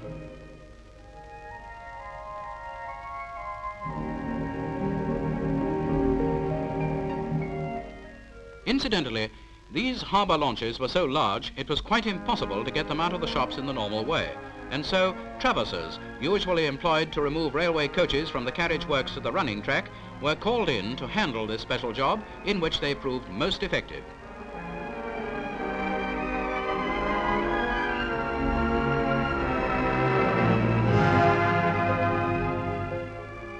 Here was something to get steamed up about: keels for a salt landing craft. The wood had to be bent into the required shape to form the keels of the vessels, and to effect this easily, it was first steamed and softened.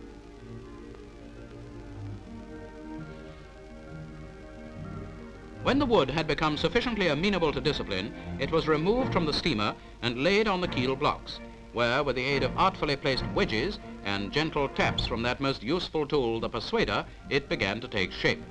The first stage of the construction work was done.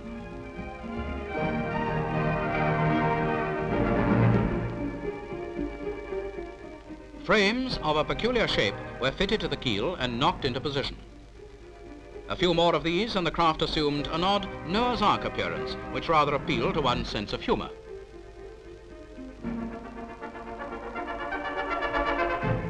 Then came the first layer of the sides, the inner skin. This was of wood cut in sections and measured accurately to fractions of an inch. The wood was afterwards covered by the real thing, the armour plating, which converted Noah's Ark into a war vessel, capable of withstanding any sort of flood. Then the fitting began, a charmingly vague term. By this time, the shop's workpeople had become experienced boat builders, and it is not surprising that among all the craft which they had constructed for the invasion, none was reported to have been a dud. It is only right to give those workers this verbal pat on the back, which they so well deserve.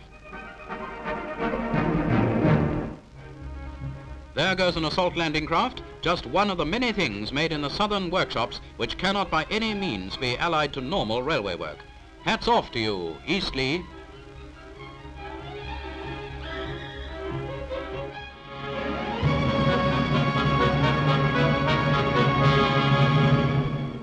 The second front was now the subject of practically every conversation one overheard. In the Southern's workshops, they didn't just talk about it. There, great preparations for the Allied invasion of Europe were taking place.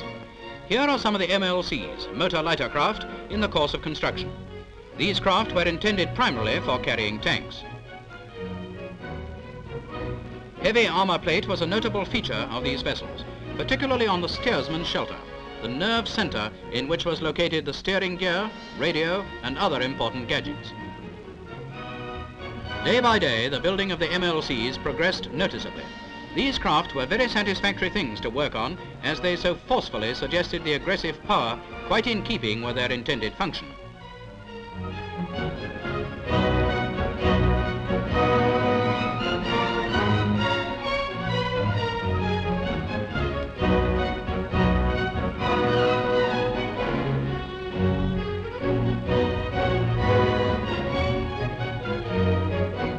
One of their more interesting features was the formidable-looking front door, if such a term can be used in connection with such a war machine, a door which could be let down rather like a drawbridge to enable the tanks carried inside the vessel to run out under their own power when the invasion beach was reached. The very size of these MLCs made their removal from their birthplace a matter of careful calculation and even more careful execution. As a point of interest, the doors of this particular shop where the vessel was made had to be specially enlarged to afford a comfortable exit.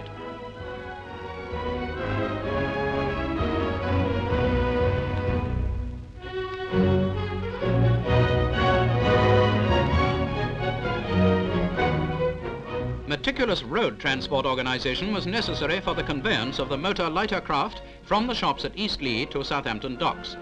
As these craft were an out-of-gauge load, this journey could not be covered by rail. En route to Southampton, special traffic police cleared the way before them. All other traffic was parked on the roadside to give the MLCs a free and unhindered passage. On arrival at the dock gates, the Southern Railway's Southampton staff took over the job of transferring the craft from the lorries across the quays to the river. Sheerlegs assisted in the launching, the first real test of the workshop people's skill at boat building.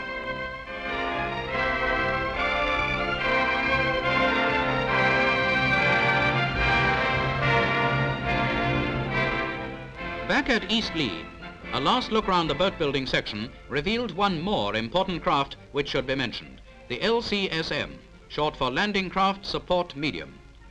These big boats were designed to cover our invasion troops as they landed from their LCPs, and for this purpose they were made additionally strong.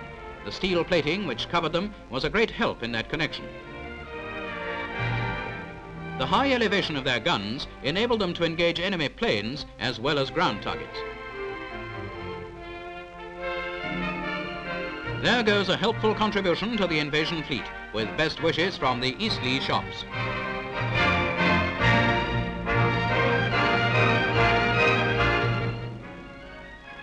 So far, you've seen only operations carried out by the Southern Railway's employees for the land and seaborne forces.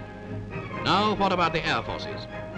Well, one of the tasks most successfully accomplished was the manufacture of tail units for aerial torpedoes. These tail units, made up of a multiplicity of little bits of wood, each of the utmost importance to the whole construction, were the things which kept aerial torpedoes on a level keel and straight on their course once they had been launched by their carrier planes. When fitted with one of these tail pieces, the torpedo, instead of nosediving into the sea as would normally be the case, reached the surface of the water in a horizontal position and proceeded towards its target without deflection from the original aim. The advantage lay in the fact that a torpedo thus fitted could be launched accurately from a much greater height than would be the case where the necessity to engage the enemy ship at close range would possibly mean the loss of our plane. The manufacture of these tail pieces involved an enormous number of processes: the cutting of myriad bits of wood, planing, gluing, covering, painting, all with the highest degree of accuracy to ensure the proper balance and performance of the finished article.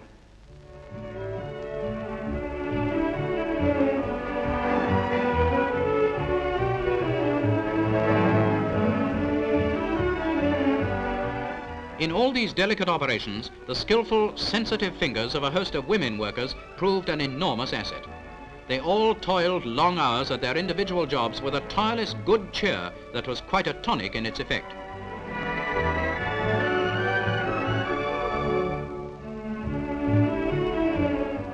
It is impossible, in this short record of the war jobs done in the Southern Railway shops, to outline every process through which these aerial torpedo tail units had to pass before they reached the testing stage. The striking fact is that the work was done by our employees in an entirely satisfactory manner. These tail units were difficult things to make, and in addition to the woodwork of the body, there was the business of fitting cylinders and gyroscopes and goodness knows what else to enable them to fulfill their purpose. Although these pictures reveal that the girls did most of the work on the aerial torpedo tail pieces, it was left to the inspector to examine them and to make a final checkup. There is no record of any complaint from him regarding faulty workmanship.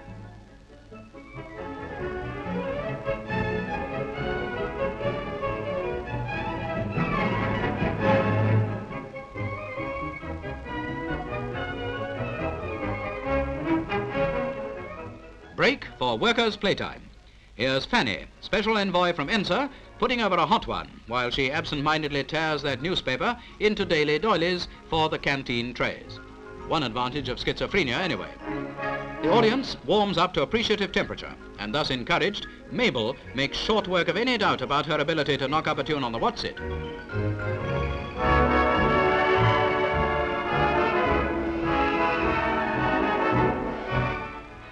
lunchtime over, and back to the grim work of preparing for the invasion once more. In this shop, they made pontoons. Actually, these were the center sections of pontoon bridges across which were to be laid roads to facilitate the passage of our troops with their tanks and heavy vehicles. Naturally, the Jerrys would destroy as many bridges and create as many barriers as possible to stem the advance of our armies during the invasion period. And these pontoons would then be of major importance in maintaining road communications.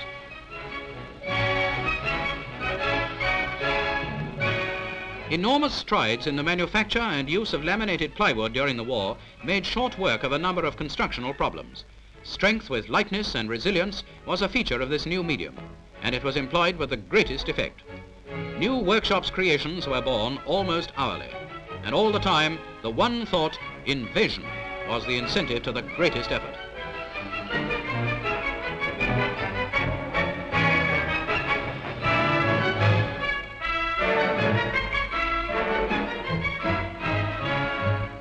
When all the bolting, gluing and painting was done, each finished pontoon had to be tested. As it was intended to uphold the weight of heavy tanks, it was necessary to ensure that it could do this. So it was immersed in a special testing tank capable of exerting a total pressure of 6 tons on the submerged pontoon. And if it got through that severe medical, it was passed OK for the Army.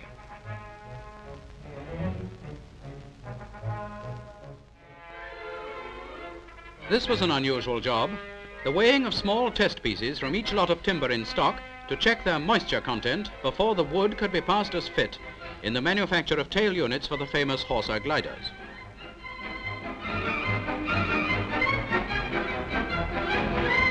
Once okayed, each little piece of wood was stamped and numbered to assist the people on the workshop benches in their intricate job of fitting them into the jigsaw, the successful completion of which was of the greatest importance to our chances of success in the coming invasion.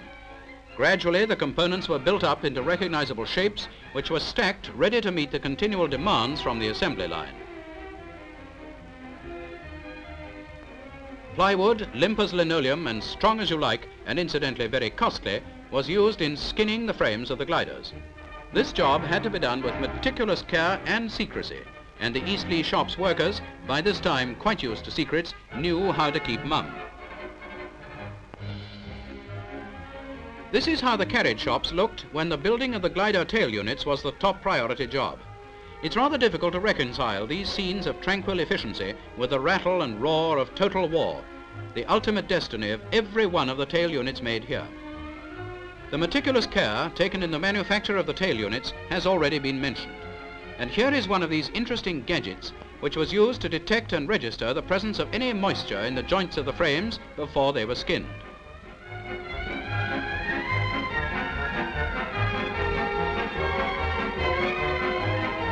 Once the work of skinning the tailplanes was begun, the frames looked more like something to do with aircraft. Rather a far cry from those sleek, comfortable coaches in which we used to travel, and which would normally occupy the floor space in this shop during their building period.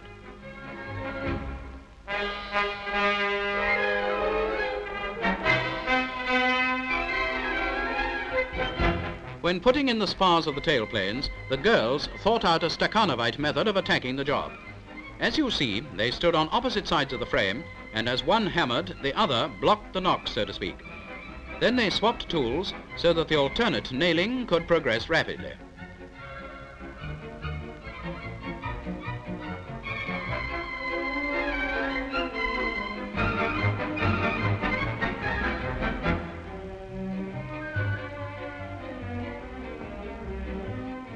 In the days when we knew something about aircraft recognition, we might have recognized this as a rudder in course of manufacture. These rudders were fabricated in exactly the same way. The framework was overlaid with a special ply and was afterwards covered with fabric. You can see this rudder shaping already. The extremely pliable skin was tailored to fit exactly. Notice how those points on the scallops meet the ribs in just the right place. The leather tapes held everything together while minute adjustments were made and all the screwing and gluing was completed.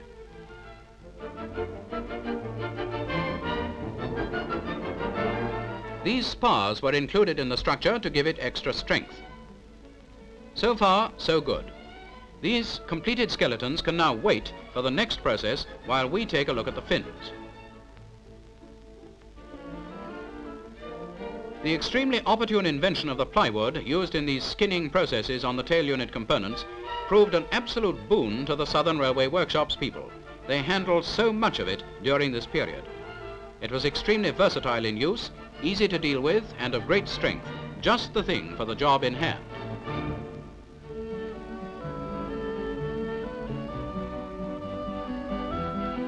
Now this was the really satisfying stage of the construction of the tail units. Fin, rudder and tailplane were given a trial assembly. They called it a mock-up. The assembly was thoroughly examined and any faults of construction and performance were adjusted before each individual part was finally covered with protective fabric. When everyone concerned was quite satisfied that everything was as it should be, the mock-up was dismantled again, and each component of the tail unit was taken back to its shop for the spraying treatment.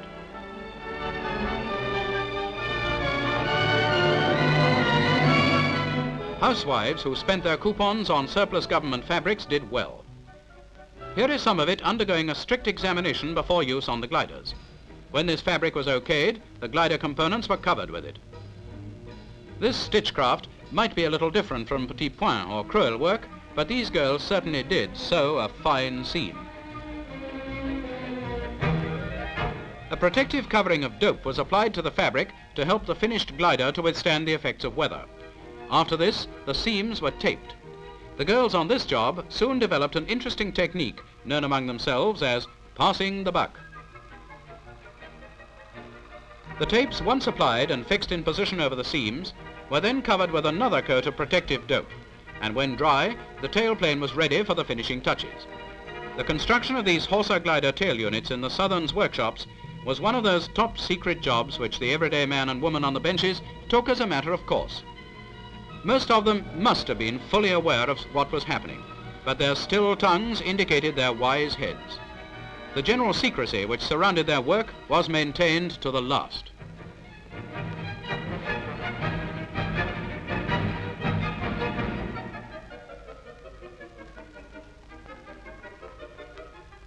Few people before have had this peep behind the scenes in the Southern Railway Workshops, at those people who did so much to help maintain the lines behind the lines during those 6 long and weary years of war.